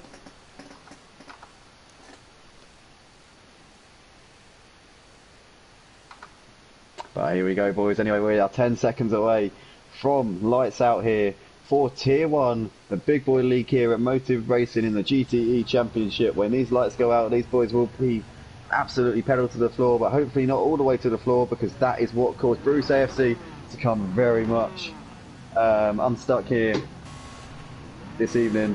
Here we go, we're about to go racing, and these guys are going to be absolutely full throttle, and we're underway. Good start there on the left hand side from Archel, gets away perfectly. Carnage Venom likewise stops in behind him. It looks like Ed Stefano is already up past the Only G, up into third place. He's got the inside line coming towards turn 1. Can he outbrake him? It looks like the Only G looking to the outside, trying to close the door on him, and there's a little bit of contact, but the Only G is round. The Only G has gone round at turn 1. Ed Stefano's up into third place. We got Seba Stefano up into fourth. The Stefano's running third and fourth. Seba's had to look there to the inside of his son, but can't make the move. Ollie Marr has a good start up into fifth, but he's got Peanut to the left hand side of him. Airtel looks like he's going to try and pass Ollie around the outside. Can he make it stick? Peanut goes very, very wide onto the gravel, and that's going to not help him one bit at all. Ollie Marr holds onto the position for fifth place. We've got the Only G after a spin there coming through turn 1. Looks like he may have just about avoided serious contact there, so he's just about hanging in there, 7th place. We got Grandad Stee in 8th, Dalavan with a tricky start in 9th place. We got someone's JR, off just in front. Like Ollie's off. Yeah, Ollie there spinning on the exit of turn 5 by the looks of it. He's got it going out once again up the hill. It looks like Smithy's span as well. I was just about to say Smithy's had a brilliant start, moved up to maybe 10th position I think it was, but he's back down to 13th now, just behind Ubar at the moment on the first lap of this race. And what has happened here to Ollie? He's all over the place here on this opening lap. Really not gone well at all for Ollie Marr. Looks like this could not have gone any worse for him. I think that's 4 Porsches at the back, Andy. So they're not having the best day this evening. No, the Porsche team really struggling here. RDJ down in last place here at the start of this one. But in the meantime, this is the battle here for the lead. Archel, Carnage Venom and Ayrton Stefano showing the way. Then we got Sebas a couple of seconds back behind these guys. Peanut currently running in 5th place. AFL doing a great job here in the Porsche. The Only G making some progress here after a difficult start. Oh, it's Peanut spotting. Oh, he's lost the car coming through turn 4. That is a yellow flag here, and Peanut just about keeps it out of the wall, and very conscious and aware of his surroundings, manages to leave a car link on the exit of the turn as he tries to do a 3-point turn and get that car facing in the right direction once again. Dalavan picks up 8th position, but very unfortunate there for ALTEL. Indeed, Honey Badger. Yeah, I just noticed as well, unfortunately, our admin here at Motive, Foulguest, has disconnected.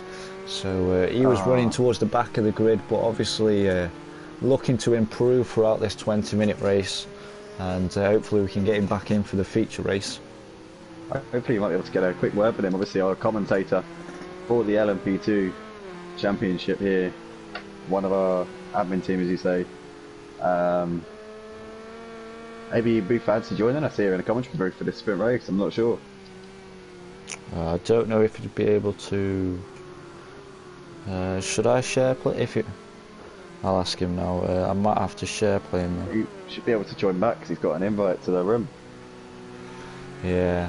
I believe so. But we are currently watching this battle for 2nd position, ladies and gentlemen. 3 attempts just in front of this Porsche 911. We have got Carnage Venom. We're joined, unfortunately, Foulguest shouldn't be here, should be battling with the boys out on track. What happened, unfortunate there, Foulguest. Is that a disconnection or? It's a disconnection, yeah, disconnection there. Very, very unfortunate there. As we see, it looks like Ayrton looking to the inside here of Carnage Venom, but has to back out of that one. Carnage Venom, they're defending the inside line. These boys both compromising each other as they come for the corkscrew. Archel seems to be riding off into the sunset, but Carnage Venom with a little bit of a twitch there. Yeah, we saw obviously it was for you. How was the start? What are the conditions like out there? Let's get a... Oh, as we see, there's a Porsche there, parked on the side of the road. Is that RDJ? No, it's Smithy. It might be Smithy, yeah. Oh, Porsches aren't having a good day. No, Smithy. The guys in the Porsche are struggling with setup. We can't dial in the setup. Though pretty much every Porsche driver is struggling out on track. Whether it's back end sliding or a bit of understeer, we can't get things right. So it looks like the Porsche is really struggling in these wet conditions. Just to be expected, really, here at Laguna. Yeah, and don't really know what happened at the start. I started towards the back of the grids, and then everything kind of happened in front of me, and I kind of got caught up in it, to be honest, but it is what it is, really. Ended up disconnecting anyway, so... We see Smithy there getting a little bit too happy on the throttle pedal there, coming out of turn 2. Yeah, very, very gutting there for you, Foulguest. Just based on what you could see out there on the track and from the times in the qualifying session, who's your money on here for the race victory? Obviously, you got Archel out front doing the business. Carnage Venom, Ayrton Stefano, Sevis. Who of these guys do you think is your money on for tonight? I mean, they're all quick lads, very quick lads, but it depends on who's got the best wet setup, because obviously it's still raining out there, boys, so as further and further it goes on in the race, the wetter and wetter it will get. I mean, Archer only did the 1 or 2 laps in quali, so we don't know if he's got a prime wet setup, but I know he's a quick guy, so I'm sure he'll pull through. Yeah, like you say. Go with Archer. Like you say, Fal, it's going to be all about setups, and we're just looking at the timing sheet there. The last lap Archel did was a 1:27.1. Carnage Venom with a 1:28.6, so he's gaining as it gets wetter and wetter. We have got 13 minutes to go, ladies and gentlemen, for the sprint race of round 2 here at Laguna Seca, our Tier 1 drivers.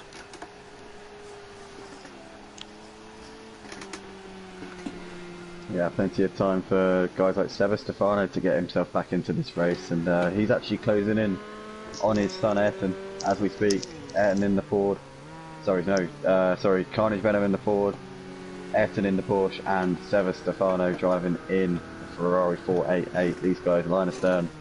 3 guys fighting over 2nd position, and while we talk about them, also with some fantastic pace in the wet conditions, the only G running in 5th, just 3 seconds behind this 3-car battle.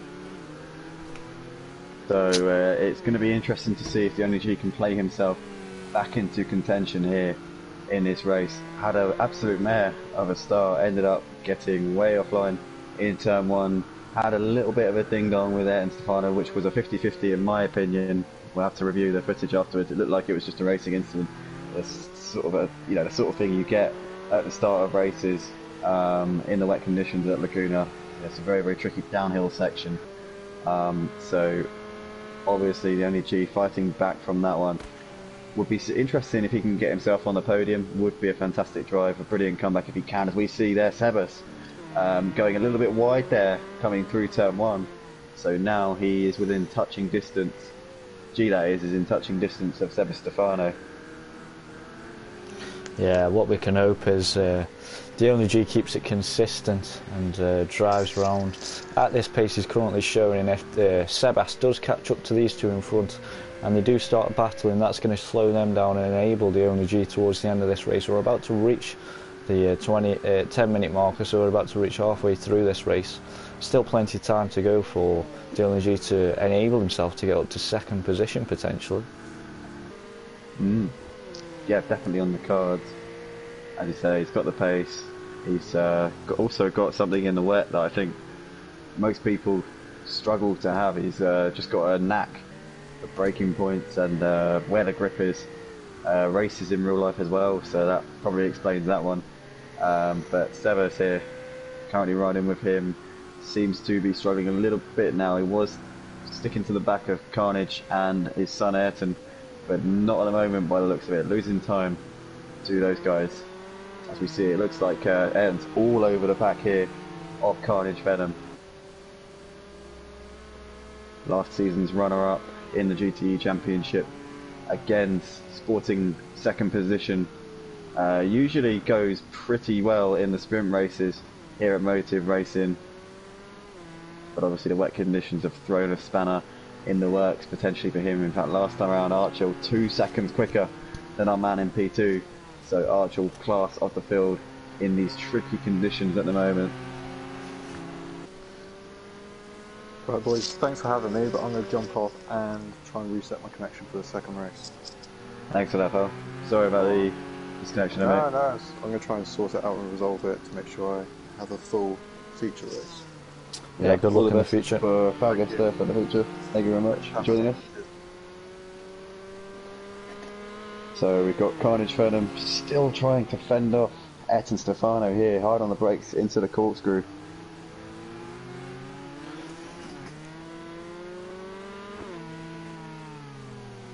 All over the back of him as we come into the final sector here. Ayrton Stefano does look like he has been held up a little bit here by Carnage Venom. Yeah, let's try and jump on board, Andy, just to see where these puddles, or if there is any building up at the moment. Obviously, it might not play into the favour of Ayrton Stefano. He can't see these puddles as he is that close to Carnage Venom at the moment, as to whether he might take a different line into the braking points to be able to see in front with all this spray as well. Yeah, he will definitely be trying to get a peek of what's actually in front of him. As we see there, a bit of lag there from Ayrton Stefano. Let's hope his connection can hold out to the end of the race. If Ayrton Stefano is suffering with internet connection problems, then I imagine Sebas also will be as well, with the fact that these two race in the same household. They are father and son. For those of you watching at home, it's quite a heartwarming story. These two. Oh, someone's off in front. These are catching traffic, Andy. It might be Smithy or RDJ. Or possibly Grandad Steve. But as I was saying, it's quite a heartwarming story, really. You've got Sebas and Ayrton, father and son, finished 1 and 2 last season in Tier 2 for the GTEs. So these guys racing from the same household. If one of them has connection problems, then the other probably will as well. So let's hope those are touch wood all good at the moment. But yeah, running 3rd and 4th at the moment, flying high here in this Tier 1 Championship, as we knew they would at the back end of last season. As we see their back marker there flying off at the second to last corner. These Porsches really are struggling enormously here in this race. That looks like it might have been RDJ and Smithy there all over the place. And let's hope that they can get those cars fixed and sorted out, because they are on an ice rink at the moment. Yeah, like you say, Andy, we do have 4 Porsches in the Tier 1 race this evening. Like we say, unfortunately, Fowl did disconnect. It would have been 5 Porsches, but all of them are outside the top 10. They are indeed, apart from Ayrton Stefano. Ayrton Stefano flying the flag for the Porsche team, but he's probably running a different setup from those boys. He's not actually a member of that little clique that you've got there with, that's John Boy, ALTL, Grandad's T, Smithy, RDJ. Ollie, privy to that as well, in a sense. Oh yeah, sorry. So Ollie in 8th, so, but then again, still not a good showing for the Porsche start, team. Yeah. Yeah. It's just been a horrible evening so far. Just a quick point, Archel actually last time around was 3 seconds slower than Carnage Venom, so he must be allowing mistakes into his race at the moment. He's currently built that gap back up to 8 seconds, so it looks like he's regained his composure for the time being. But Archel definitely maybe feeling the pressure now. No, that last time around it's a 128 from Archel. Let's keep an eye on the split times and see what Carnage Venom's doing. It looks like actually Archel was extending the gap this time around. He did have a slightly tricky lap last time around. It looks like this time he's actually sorted that one out. We've got 6 minutes left to go in this session. We're into the final third of the sprint race here in wet conditions at Laguna Seca. Stay tuned for the feature race. The forecast is that we're going to have dry conditions for that one coming up very, very shortly. Ayrton is now being hounded by his, well, not hounded yet, but it looks like he might be soon. Yeah, Sebas looks like he's just picked off some traffic there. That looks like it might be ALTL or John Boy. One of the two. It's John Boy. So good to see John Boy there moving over and allowing the leaders to come through. When the blue flags are waved, you can be absolutely certain that these boys here at Motive will always comply with the rules and regulations we have set out here.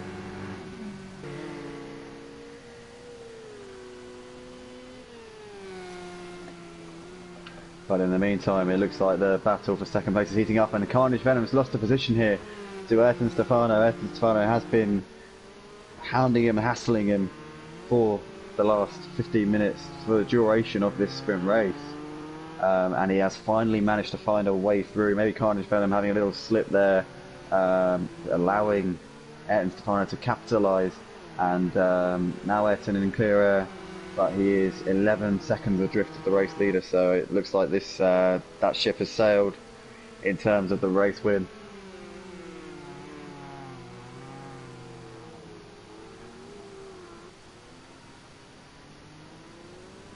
In the meantime though, Carnage Venom not giving this one up, still sticking to the back of him. And these guys have got a little bit of traffic up ahead of them. Looks like it might be Olimar. Olimar will see his fellow Porsche driver, Ayrton, all over his mirrors. And then a little flash of the lights there, letting him know that he wants to come through. And you see here, Ollie. There we go. Ollie gets the signal and allows Ayrton through, but crucially takes a little bit of time allowing Sebas to come through.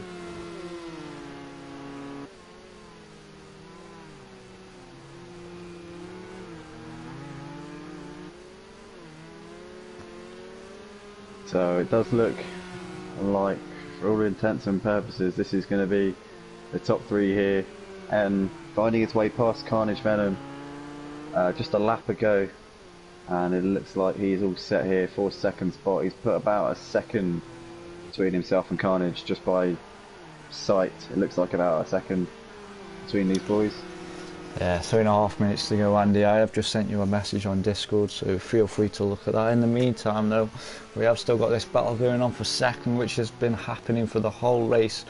Ayrton Stefano, I can't even say his name now, but he is up to second position.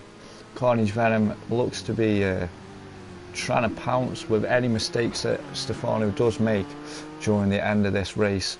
He will be moving up to second position. Here at Laguna Seca for our sprint race, you are watching the Tier 1 drivers out on track at the moment. Unfortunately, we did see early in the race Falguest did disconnect. Hopefully we will have him back in for the feature race. He's currently just resetting his Wi-Fi, and 2.5 minutes to go, ladies and gentlemen. Just in the background there we did see Stefano run wide, and it doesn't look like he's lost a position. 17 seconds in front of his nearest rival, the only G. But we are going to stay on board with this battle for second position, as another Porsche just moves out of the way there. Very kind driving as usual. Our boy's very respectful when being lapped.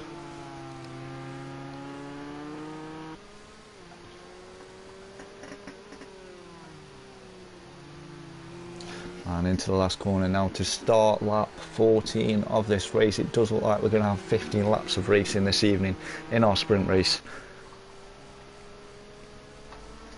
And it looks like Grandad Steve's in the pits then, ladies and gentlemen. It does look like he has got damage to that Porsche of his with only 2 minutes to go, so it doesn't look like something he will be able to fix and carry on driving. Maybe he might even be in the pits too long and come across the line in the pit lane. But Archel has run an absolutely brilliant race. He's led from the start, managed to get away. He's got a 14-second gap to these boys now. Possibly, if these did not battle throughout this race, he might have been close, but with those laps he has been setting. If you look there on the timing screen, a 1:28.4 was his previous lap. These boys are 1.5 seconds behind him, so if that gap is not decreasing anytime soon.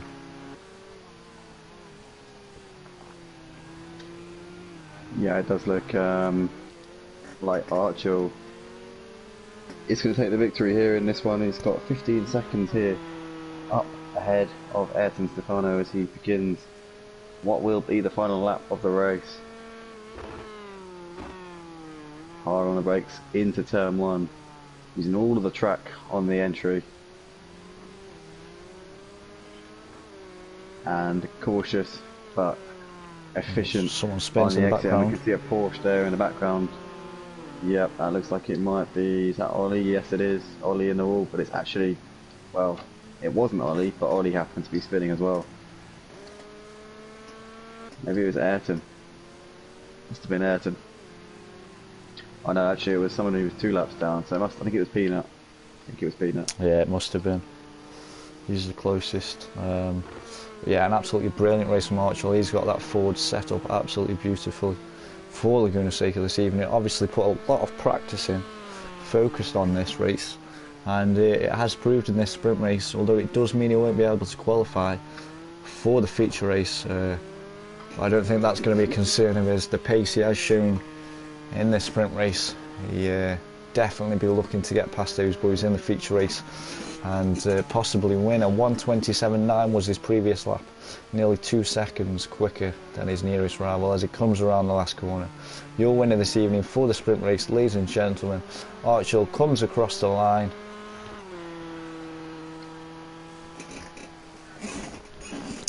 And then in second, the battle looks to be still going on as they come across the line shortly. Ayrton Stefano, I think, finished second. Carnage Venom takes third. A brilliant battle between those pair. Stefano, the father of our second position driver in the sprint race this evening, comes across in fourth. And there we are watching donuts from Archel in the first corner. Very pleased to take the victory this evening. Stefano flashing his lights in respect to say well done, and it looks like we will have a battle between these top 4 in the feature race, maybe even the only G being involved in that one if he does manage to get away. Unfortunately, as we saw in the first corner, he did spin, and that did lose him a few positions, so he did manage to catch up, but just not enough. There's a donuts there as well in the first corner from the only G, and these boys look like they're taking part in a wreckfest now in the first corner. But yeah, please stay tuned, ladies and gentlemen. We are about to get underway after this with the qualifying session for our feature race. As I said before, it does mean that the top 5 of the sprint race will not be able to take part, and will be starting from the back of the grid.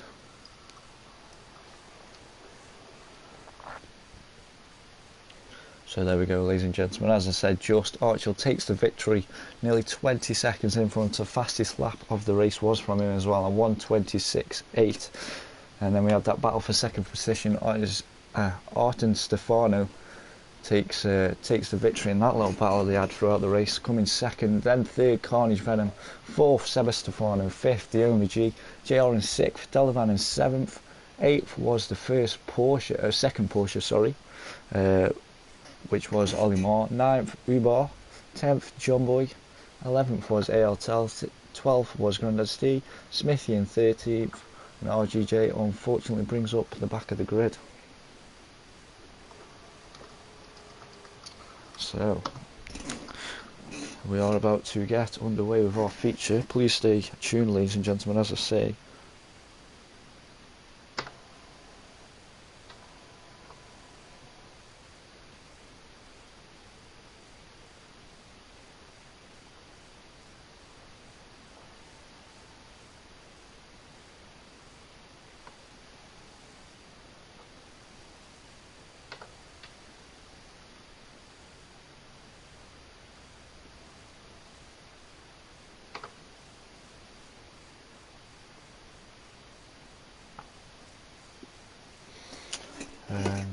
How many laps will this be, Andy? I think it was 14 just, so it will be 21. Is that correct? Yeah. And what about the time? Is the time different? Let me just try and have a look. GTE feature race, 7 PM.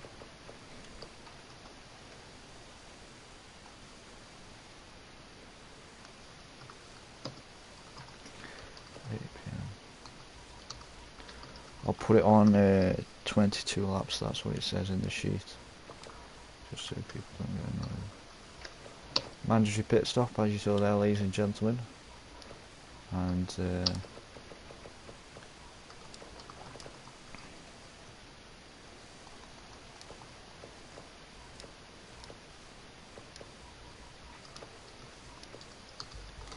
we are. I think Falgast is back. Yeah, Falgast is back. And we are going to get underway for this practice session. The qualifying session, sorry, ladies and gentlemen.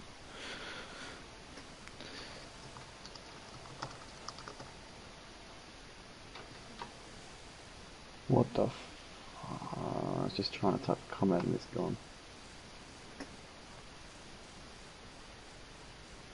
It's just disappeared. I was typing a comment and it's just disappeared. Is that on the YouTube? No, Play-Doh chat. Yeah, everything's disappeared, mate.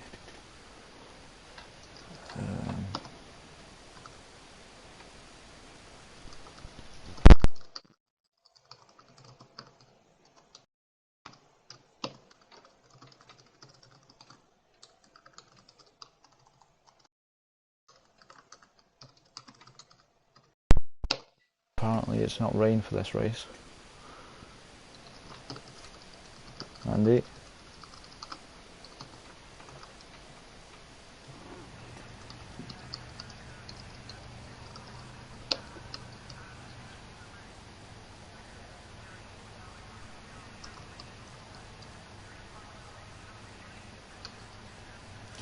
Andy, is it rain for the feature race? Yeah, I need to make a new one, mate. No. The settings are all wrong. Settings are all wrong.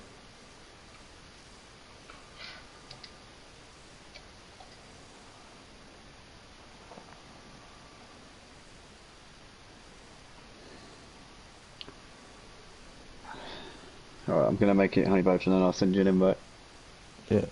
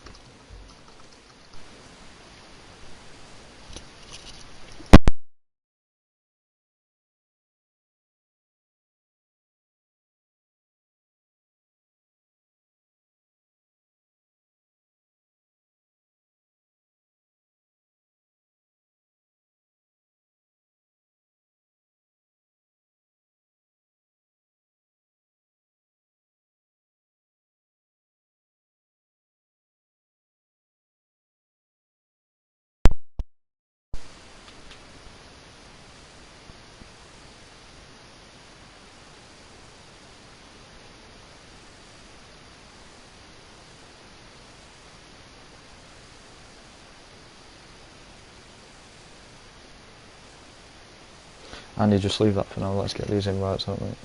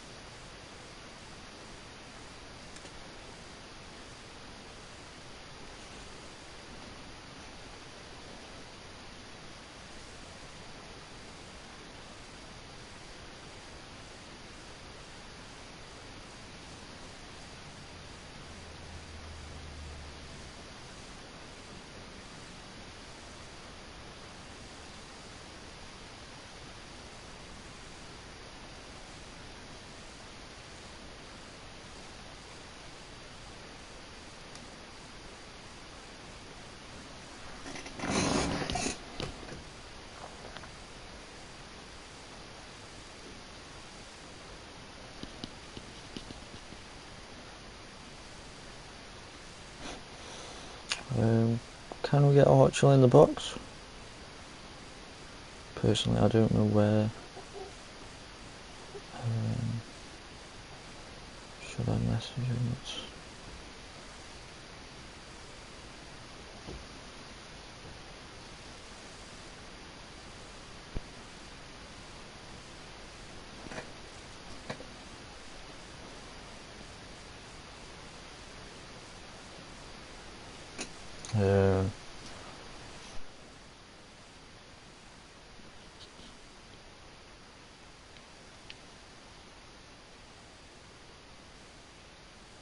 Yeah, he said he doesn't want an interview. I suppose he's just trying to get focused. That's fair enough. Oh, I need to invite you first.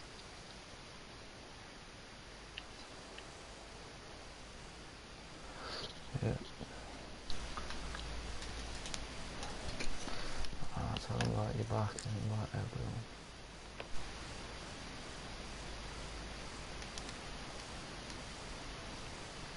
Oh, have you invited everyone, haven't you? That's sound.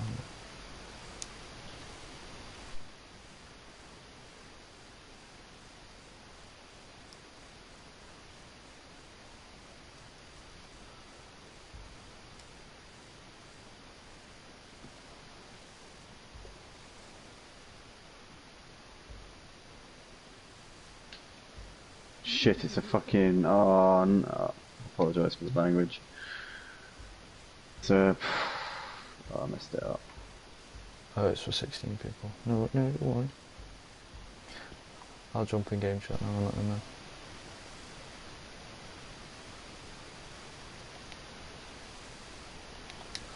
know. Sorry about this, boys. Andy's going to send another invite just because it's only made for 16 people. Sorry about this, boys. Intermission. Apologies, ladies and gentlemen, for the for that language spoken over the mic there. Just trying as usual to get the lobby back going again.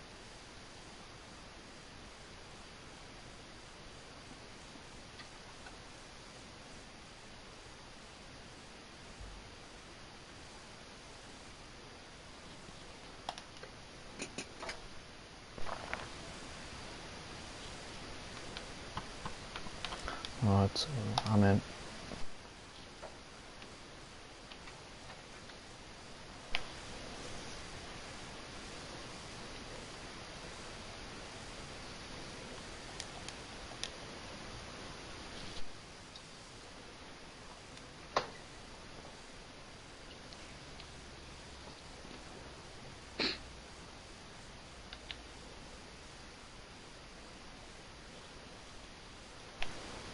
I'll send you invites out on you. Oh, they're already out.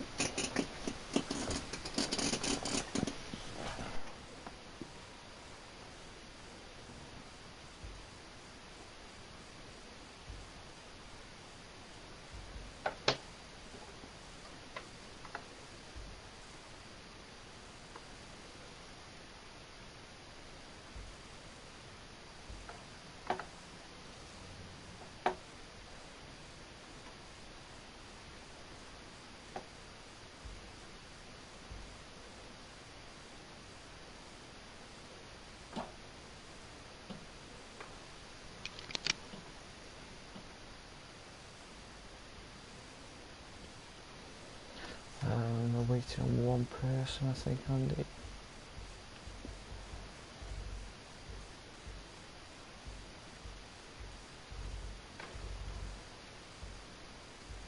Yeah, everyone's had an invite.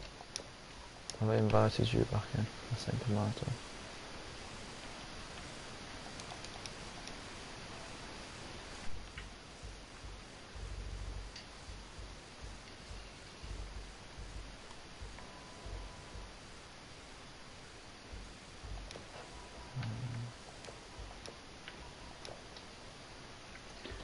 Yeah, we're missing one person, but I've invited everyone.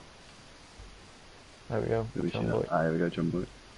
So is that alright now? Is that how it should be? Yep. Yeah, let's go. Let's go.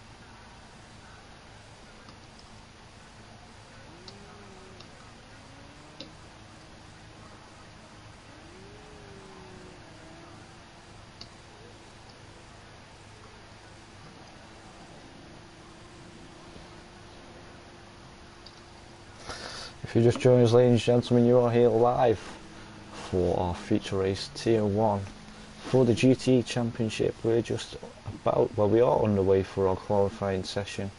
We're currently watching Falguest in the pits. Unfortunately, he did get disconnected in the sprint race, so we're definitely going to try and keep our eyes on him for this race and how he gets on with his controller, as we're just watching him leave the pits now. It is going to be, the rain cloud has gone away this evening, Andy, and it looks clear out on track, so maybe these Porsches will be performing to their utmost best. Yeah, and we're driving off into the sunset here in the Nevada desert as well. So a beautiful backdrop here for the feature race. Top 5 obviously can't qualify, so Archel, Carnage Venom, Ayrton, Sevus and the only G all sitting out of this qualifying session. This is going to allow guys who finished in the mid-pack to have a much better chance here of putting the car up the front and getting the march on their opponents. Guys like JR and RDJ and Smithy. Smithy's one who goes very, very well around Laguna. It's one of his favourite circuits in the world. Yeah, I have managed to go down to the pit lane, get a quick chat with Archer prior to this qualifying session. Obviously he can't take part, but I wrote down a couple of notes, Andy, and he did say, I know this car inside out and backwards, so I feel comfortable in the rain or dry. Conditions were perfect for my setup and it worked out nicely. Looking forward to the feature race, he said. So obviously he was feeling brilliant in that race, so, and with that pace he showed throughout. I think a 1:26 was his fastest lap in the rain, so he's definitely flying. Yeah, some unbelievable pace there. We're expecting lap times, I think somewhere in the region of 1:18, 1:19 to pole here in the dry. Not quite sure just at the moment. Obviously we'll have to wait and see how this goes. But yeah, as you say, Archel had it perfectly set up, and I wonder if he's running the same setup in the dry conditions. Yeah, Only time will tell, and we won't see. But currently riding with Falguest here as he comes up the hill out of turn 5 and up towards turn 6 now. And he goes a little bit wide there on that exit. I think this might be an outlap here for Falguest. First lap of the session. ALTEL, 1 minute 22. Good lap there from Peanut. JR comes over 6/10 shy of him in the Beamer. And we got Ugbar, the Flying Dutchman, over the line in 3rd position, driving the Netherlands livery. Obviously repping his home country, our man from Hoogeveen in Dreef. Looks like Falguest has come over with a 3rd position in the Porsche, 2.3 seconds off the pace. Olimar in P4, we got RDJ behind him on the track in 6th place currently in this session. And there's been a little bit of a beef in the general chat section on our Discord Honey Badger behind the scenes here between these guys, Ollie and RDJ and Smithy. These 3 guys getting into a heated exchange here, so that provides a little bit of a backdrop here for this feature race, I'm certain of that. Yeah, definitely. All these 3 drivers running the same car, so hopefully the Porsche teammates. management are going to keep them under wraps with team orders, and hopefully they're going to stay apart. Yeah, absolutely. Well, it's never good when 3 teammates start having arguments, you know, during the races. I'm sure that the guys in the garage are going to be monitoring the situation very carefully. But in the meantime, ALTEL has improved his lap time on provisional pole position by a little bit. He's now in the 1 minute 20s, half a second clear of JR in 2nd place. JR seems to have brought it into the pits, maybe making some setup changes, some adjustments to that car. We see Falguest coming over now in P3, 9/10 of a second off of pole position as it stands here in this session. He has got another Porsche just in front of him. Stalavan comes over in 5th place in the Ferrari 488. He's got some slipstream here up ahead of him from another Porsche. It looked like it was John Boy lending that tow to Falguest by the looks of it. No, it wasn't. Sorry, it wasn't. It was actually just Steve. Yeah, it is. Steve and Falguest here, teammates in the Porsches, seem to be running in each other's slipstream, maybe working together here. It's not really that type of circuit. The only real slipstream part of the track, I would say, is the pit straight. You have got high speed sections, but they're not really straight for long enough to really pick up a tow, unless you're very, very close behind.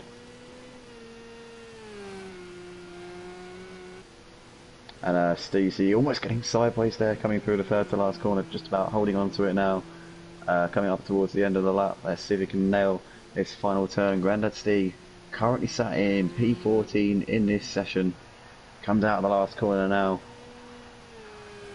Let's see what it's going to be for him. Looks like that lap's not going to count, so Grandad Steve with another opportunity here. Smithy goes pole with 3 minutes to go, ladies and gentlemen. We have a new provisional pole. Yeah, here is your new provisional pole man here. 3/10 of a second to the good of ALTEL at the front. Dalavan's put himself up there as well, half a second off of the top time in the Ferrari, as we see Smithy almost getting onto the dirt there, but just about keeping it on the black stuff. He was all over the blue and white curves there on the left hand side, coming through turn 4.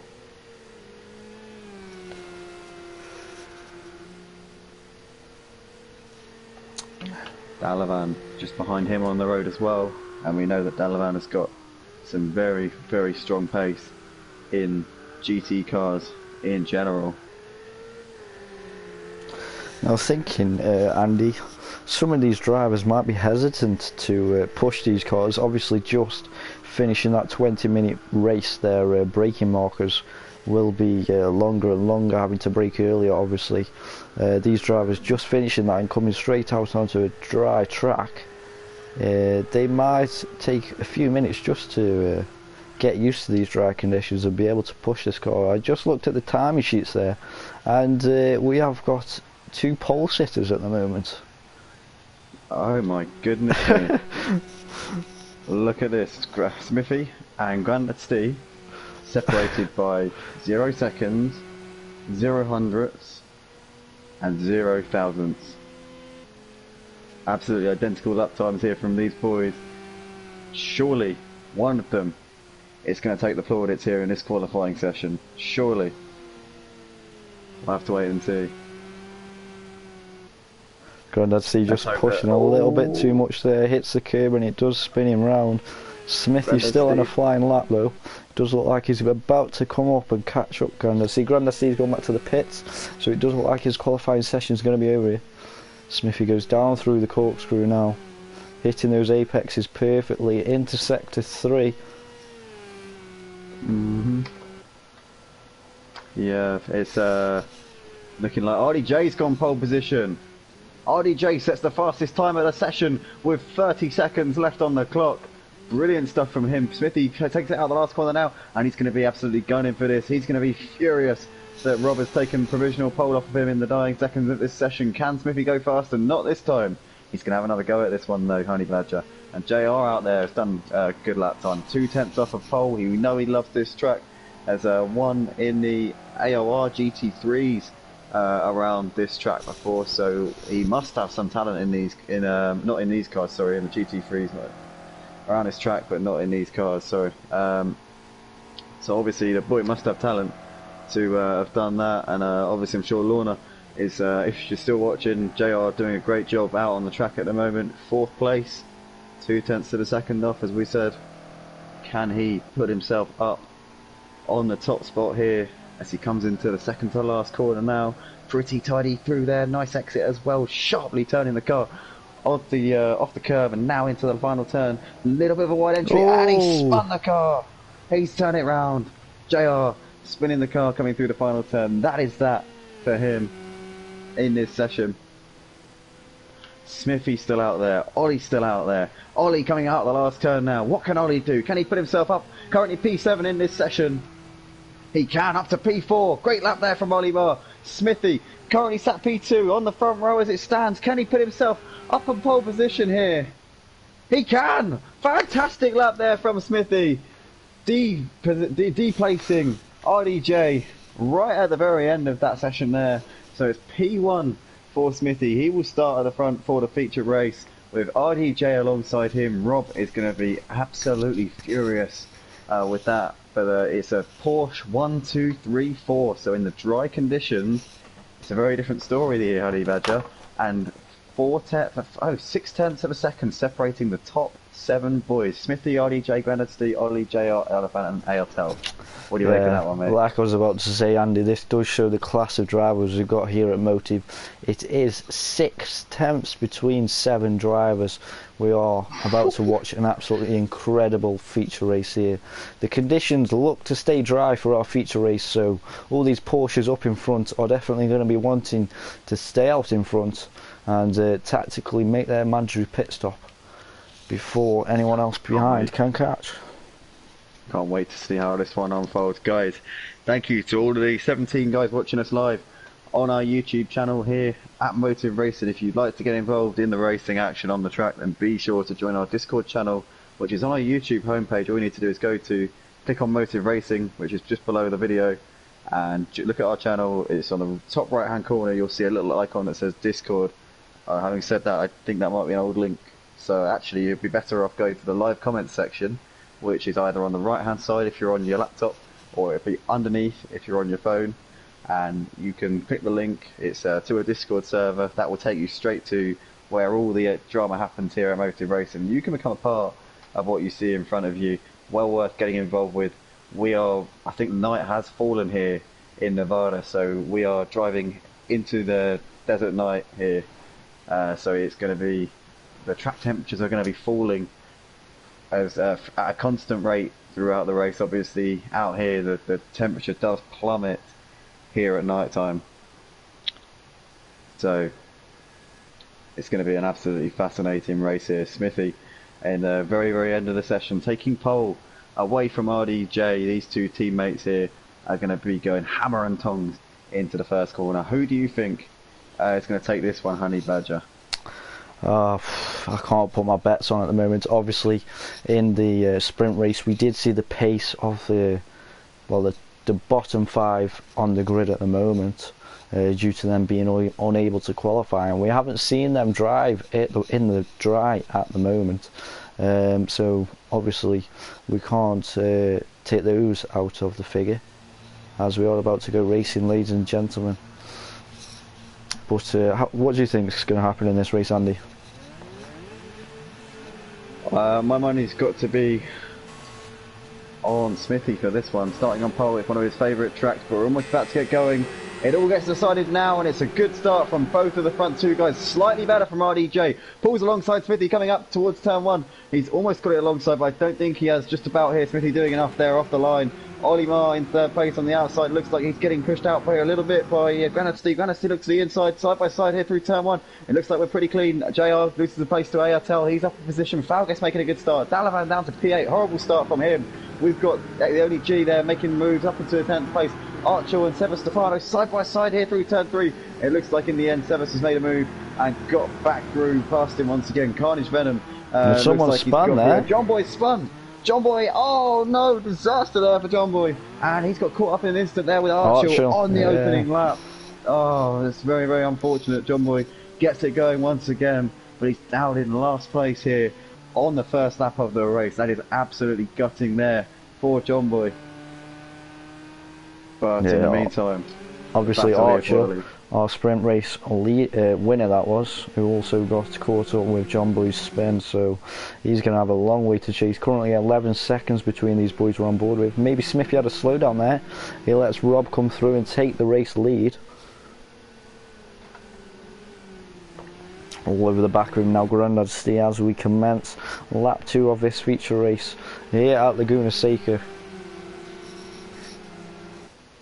Yeah, 8/10 of a second separates the top 2. It looks like Smithy's now coming under pressure from Grandad Stee, as Smithy goes very late on the brakes indeed into turn 1, which is going to compromise his exit, you would have thought, but it doesn't look like it has actually. So somehow they're just clinging onto that car. As we see RDJ's a little bit loose there coming out of turn 3, and now Smithy's down the run there side by side. It looks like he's actually got the move around the outside. RDJ getting way out of the throttle there, sensing that could have been a seriously hefty accident, and obviously the Porsche team teammates there being wary of each other. But an uncharacteristic error there from RDJ drops him down to 3rd place, Honey Badger. Yeah, possibly even 4 shortly. He's coming under a lot of pressure now from his other teammate, Ayaltal. There we go, he's moved up to 3rd, Ayaltal. I just saw in the back of the picture, Rob did get loose on the gravel, and he's dropped another couple of positions. So Falgues moves up to 5th position. As we saw, he did get disconnected in the sprint race. He's definitely showing how good he can drive now. Yeah, at Laguna Seca at night time. We are on board with the only G. A brilliant race from him in the sprint race to finish in that top 5. Unable to qualify, he's managed to move up the grid into 7th position, our highest gridded driver at the moment from that bottom 5. So he's having an absolutely brilliant race. Yeah, it looks like RDJ really struggling here in the opening couple of laps, but he has just appeared to have oh, we see a contact there. Contact between the two teammates, Falgues and RDJ. So Falgues looks like he had a tricky run coming through turn 1, and RDJ there with nowhere to go. Very unfortunate. And now we see Falgues getting out-muscled there by the only G. The only G now up into 6th place. And has he got the inside? Yes, he has. He's got the move. And now it looks like Ugbar might be fancying his chances. The only two guys on a controller here in Tier 1 from the GTEs, Falgues and Ugbar, and they are currently bumper to bumper here. All of these other guys you see on the track are racing on sim racing wheels, apart from these two. Yeah, having a wheel definitely helps a lot. If Falgues was to get a wheel, we do know he is a go-karter, and if he was to get a wheel, he'd definitely improve massively. Coming through these corners, you will notice when your car begins to get loose, the wheel will lose feeling and you'll know to back off the throttle. But as I experienced for the last year on a controller, the only way you know you're going to spin out is when you spin out. And that's why I have a wheel and I put my force feed back on 100%. And sometimes the boys in the party chat do complain and say that it's making a bit of a racket in the background, but I feel like it's the only way to go. It's the only way you know where you stand at all times when you put your force feed back up. And obviously I don't actually have a rig, I just have a table, which I clamp my wheel to, so it does tend to make a little bit of a noise. Yeah, and with that 100 people, and we see Foul run off there. Does he manage to miss the wall? It looks like he did manage to miss the wall, so that would have been a lot of damage if he did hit the wall. But as you were saying there about the 100 force feedback, obviously it is also one way to take a trip to the hospital to fix your wrists. It is indeed. That's if you've already got wonky wrists and you want to get them sorted out. Simply all you need to do is jump in a very, very fast car and drive it into the wall. Foul Gas takes his mandatory pit stop now. John Boy's in there as well. Take those hands off the wheel.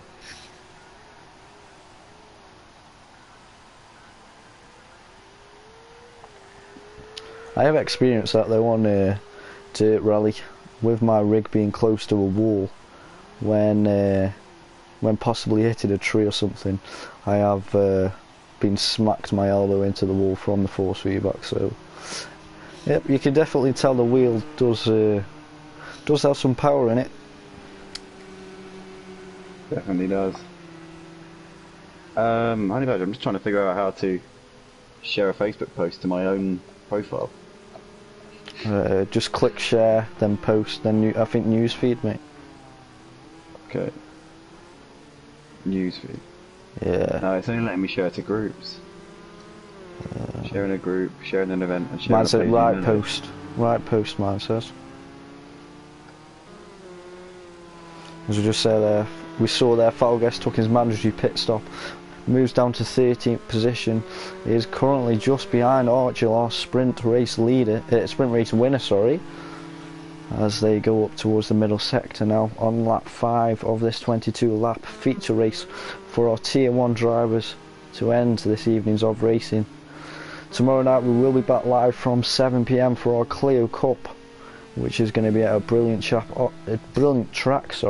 Oschlersleben. The drivers shall be tomorrow. A very tight and twisty track. We're back on board with JR Lock and Load, our new driver this evening. ALTEL all over the back of him. We're going to jump on board with ALTEL. Did you manage to share that, Andy? Yep, I've got it shared here live on my own Facebook timeline. It's the first time that I've actually shared Motive Racing on my personal Facebook, so we'll see how that goes down. I'm glad you're repping Motive. And ALTEL gets loose there, coming out of that left-hander. Manages to keep it in a straight line though. At the end of the day, I mean, it's not like anyone's doing anything. I'm sure that people who know me... Oh, someone's very late on the brakes there. Just a little tap into ALTEL. Yeah, the only G there getting a little bit hot coming into the corkscrew. But he has kept it going and hopefully not too much damage on the front of that car. The back of these cars are pretty robust, so I imagine that Peanut's probably pretty safe from some damage on that one. Yeah, for anyone watching the stream currently, steering wheels aren't moving due to my rig, my personal settings not having steering wheels and just running the dashboard in the cockpit when I'm racing. So to stop confusion, everyone is steering. It just looks like the only G has no steering wheel and his hands are just moving around the cockpit at the moment, aren't they? Oh, I can see on the stream, yeah, that is a bit confusing.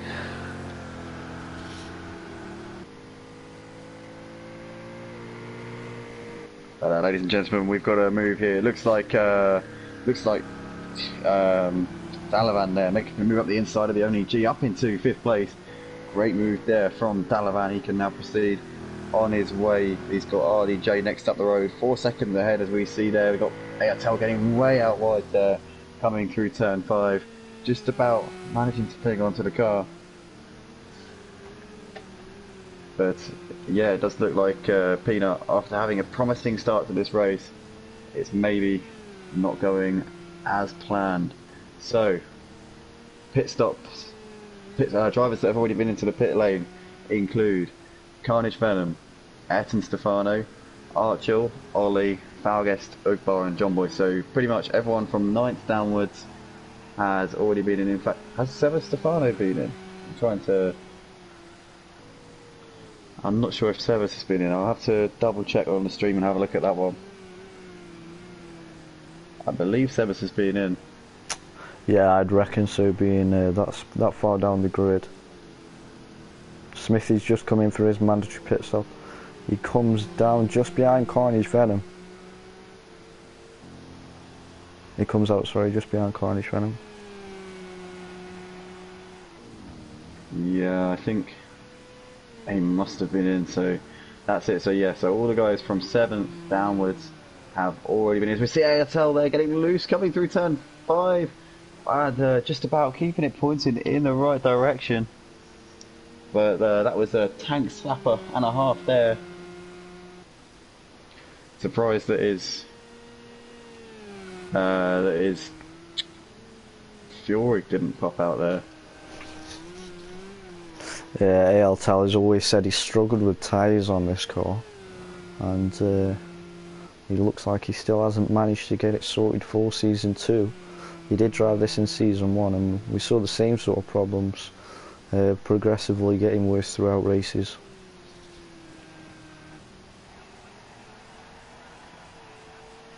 Absolutely. Currently looking at the battle here between Seba Stefano and Archil.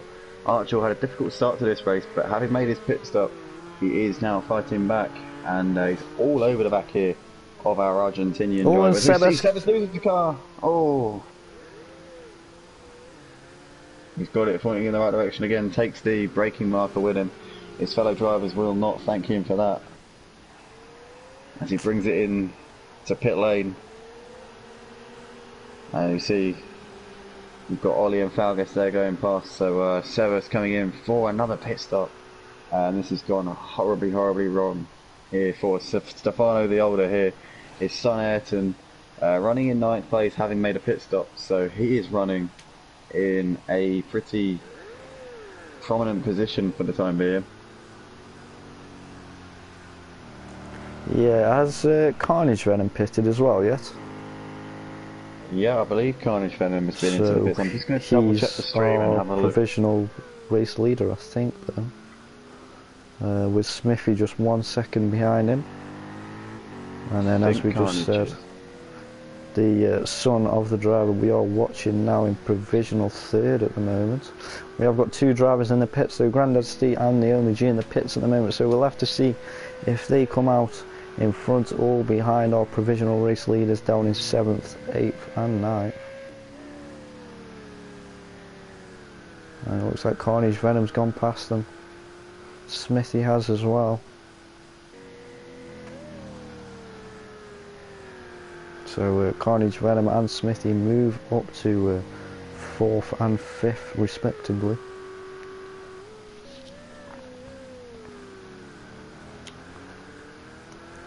Although Seba Stefano currently in 14th position, unfortunately. He has got some clear track. Just catching up to Ubar though. Ubar's just 1 second in front of him at the moment. And hopefully he'll get down some fast laps and manage to catch up to a few drivers in front. Just slight slip there coming out of the last corner. Has to let off the power to straighten it back up as he crosses the line to start lap 10. What's happened to JR? JR's had a moment here, coming through the 3rd to last corner, and RDJ now takes the lead of the race. Didn't catch that on the stream, but JR's bringing it into the pits for his mandatory stop. Very unfortunate to see as he brings it into the box. Lorna, if you're watching, I'm sorry to say that JR, unfortunately, they're having a moment coming towards the end of the lap. We are half distance in this race, so it's more or less about the sort of time that he would be coming in for a pit stop. And in fact, there he goes out of his pit box and on his way. But that was not according to the script for him. RDJ continuing to lead the race. 1.3 seconds is his gap to Dalavan, but Dalavan lapping faster, half a second quicker last time around. Lap 11 of this race.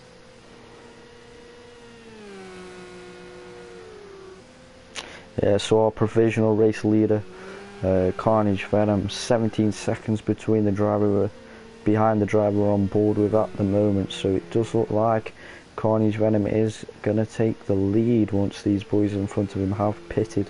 Carnage Venom had an absolutely brilliant race this evening for the feature. Smithy, although only 1 second behind him, but does have a penalty.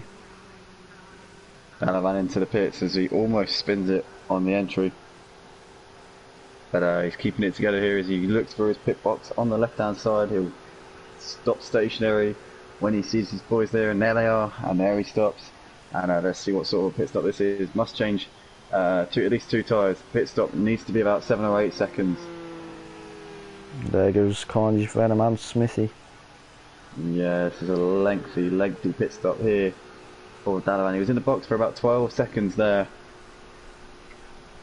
You can get 2 tyres changed in, I think, 8 seconds on Project Cars 2.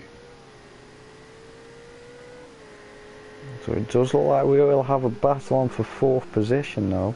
We have got Dalavan just coming out of the pits, Grandad Stee to your right of the picture, and JR just in the background. If these boys start battling though, it does mean the only GN Archhill might be able to get involved. Archhill's had a brilliant recovery after an incident at the start of the race with John Boy. Unfortunately, John Boy down in 15th position, bringing up the rear of this grid. Yeah, John Boy's had a pretty torrid start, made contact with Archhill on the opening lap, and it's not gone to plan at all. Had to incur lengthy damage repairs when he came in for his mandatory pit stop, which has put paid to his chances of getting some good points here. He will still pick up 2 championship points for a 15th place finish as long as he can be classified. He needs to stay within, I think it's 4 laps of the leader in order to be classified. So as it stands, he will pick up. Oh no, hold on, the timing board does appear to be a little bit inaccurate. I think that might be a glitch on the timing board, because when you come into the pit lane on Project Cars 2, it does tend to fabricate the actual gaps on the split times. Yeah, we've got RDJ just coming out of the pits now as well, just to the right of your picture then, so he's dropped down to 8th position now. Yeah, he's a long way behind. But we see Smithy all over the back now of Carnage Venom. The night has fallen, the track temperature is going to have plummeted, and Smithy looks like he's probably gone on a gamble to stay on the soft tyres by the look of it. Carnage Venom, I think, maybe on the hard. Smithy seems to have a lot more grip here. Half a second quicker last time around for Smithy. Yeah, let's just have a look at the... Oh, and he nearly hits the back of Carnage Venom there. He has to go wide. Going side by side. Side by side through the corkscrew here. These boys must have a lot of faith in each other as he once again backs out of it, but now trying to go undercut him, and Carnage Venom holding him off very nicely. It's Ford GT against Porsche. They look like they're from a different class. They really do. They just look like 2 completely different vehicles. As we see it, Smithy there getting pinging off the curb on the right hand side, almost going into the pit wall. Let's just have a look at the timing sheet, Andy, just to see what penalty that is, Smithy. We do see there on the timings a 2-second penalty, so we'll have to get past and increase that gap to Carnage Venom in the next 8 laps.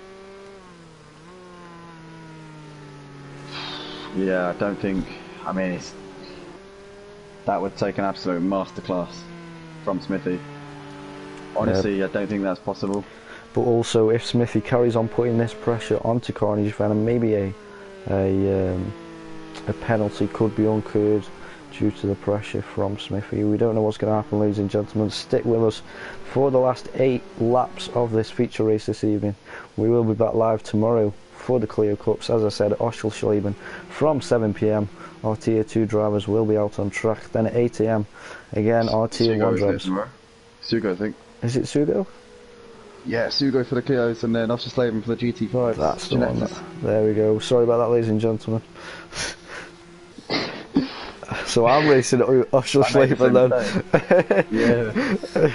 Tier 2. Yeah, Honey Badger will be on the track for that one. I'll be racing in Tier 1 at the Ostelschleben on Friday night. Neither of us will be racing tomorrow night for the Clio Cup. I should be joining you in the commentary box tomorrow, I think, as it stands. I think that would be the safer option. Well, I'm not down to race in the Clio Cup, but if there's a spot in Tier 2, I might as well take it, because it is a little bit of a depleted field in there. I don't know, we'll have to wait and see. If they need a driver, then I'm more than happy to rise the challenge of that one. But we're currently watching Ayatel and Ollie Marr fighting over the final top 10 spot, the 2 Porsche teammates.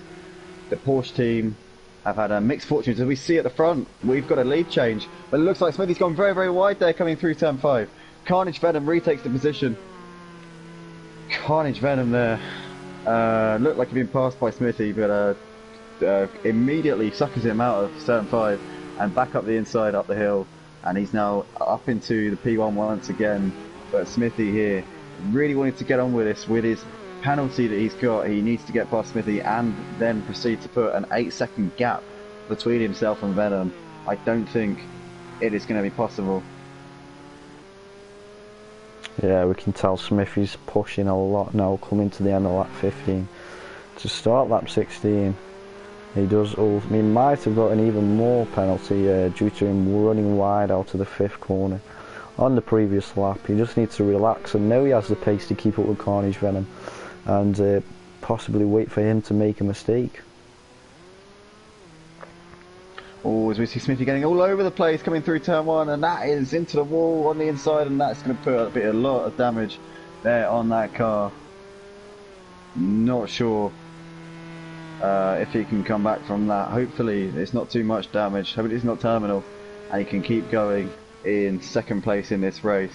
He might have to come into the pits and get that sorted out. Archel currently running in 3rd place.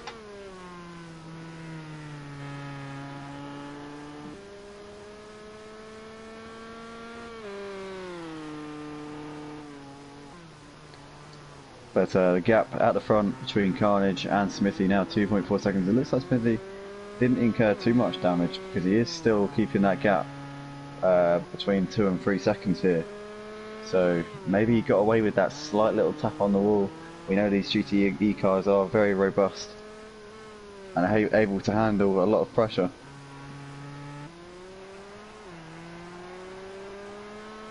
So hopefully it's not as bad as it looked.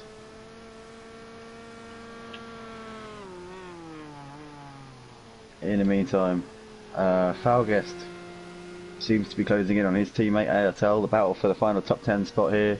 Driving the Porsches, we've got JR currently sat in 6th place. He's just over a second here behind the Only G. We start lap 17 of this race. 17 people watching us live here on the YouTube stream. Thank you very much for joining us. If you like what you see, then be sure to subscribe here on YouTube and hit that like button. Be sure to join us if you have a PlayStation 4 and, like us, you're stuck in quarantine, then be sure to click our Discord link in the comments section. Make sure you get the project cards too, as that's where we do all of our racing. And be sure to become a part of the most authentic sim racing league on PlayStation 4. As we see JR closing up onto the back of the Only G now. This is the battle for 5th and 6th. Oh, someone's run wide. That looks like the Only G, possibly. Yeah, that's the Only G losing it, and that's going to allow Ayrton Stefano up into 6th place. Looks like he has got that position. So the Only G, maybe his tyres starting to get a little bit cold, maybe wearing off just a touch. Dalavan and RDJ look to be having Only J is a little falling battle apart. after the Only pit J's stop. fallen to pieces. He's had a horrible lap, down to 9th place here.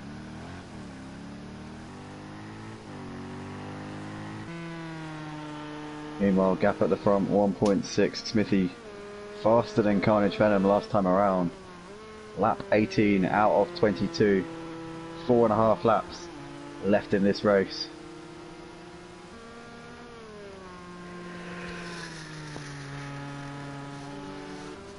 Yeah, no mistakes at all from Carnage Venom this evening. Ran an absolutely brilliant feature race.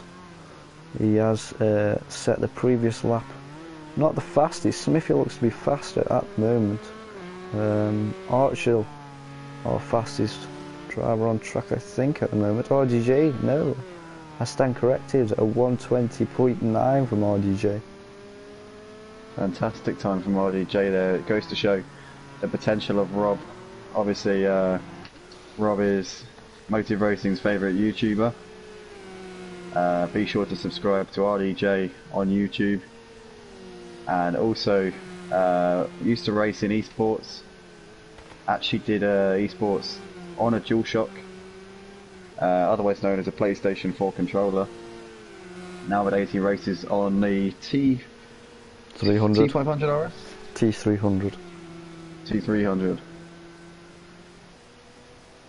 But he's one of the quickest guys, I think, in the league, and consistency does seem to plague him from time to time. I think he does tend to make silly mistakes which do maybe halt his progress somewhat, but he's always got pace. He's always up there and always able to challenge. I think maybe it's just about testing and practice, and if he got more time out on the track before the race, he would definitely be a contender here in these races and be able to challenge with the best of them up the front. Carnage Venom, Smithy, those guys, Archil as well. As we see, it looks like Grandad Steve's got around Archil for 3rd place. Archil having a horror show in this race. Just got a message from DJ Phil for you, Andy, to check the comments section. Let's have a look in the comments section and see what DJ Phil... I can't see anything at the moment. I can see a comment here from Nathan Rutter there, mentioning that you sound drunk, Andy Badger. No. I've had nothing today. No. Apparently you sound drunk. You should know, mate, I'm from Stoke. Nathan's from Stoke, you should know what I was saying. Oh, there we go, there's the comment. Motive Racing is the best league from Phil. Love Motive Racing. Love Andy and Honey Badger, the best commentators from DJ Phil. Ah, bless DJ Phil. Thank you very much, Phil. Great to have you on track this evening in the Tier 2 race earlier on. Always nice to see him out on track. Phil, one of our more consistent drivers here at Motive Racing. Very rarely makes a mistake. Never puts a foot wrong. wrong. Every race as well. Every race he does. Yeah, he's in all of our championships.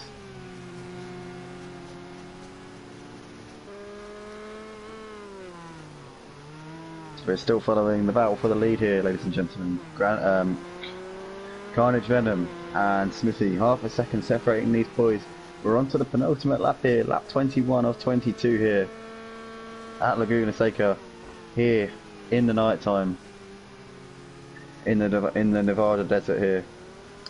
The track temperature has fallen, the air temperature is down below 20 degrees Celsius now, and we are getting ready for the checkered flag very, very shortly.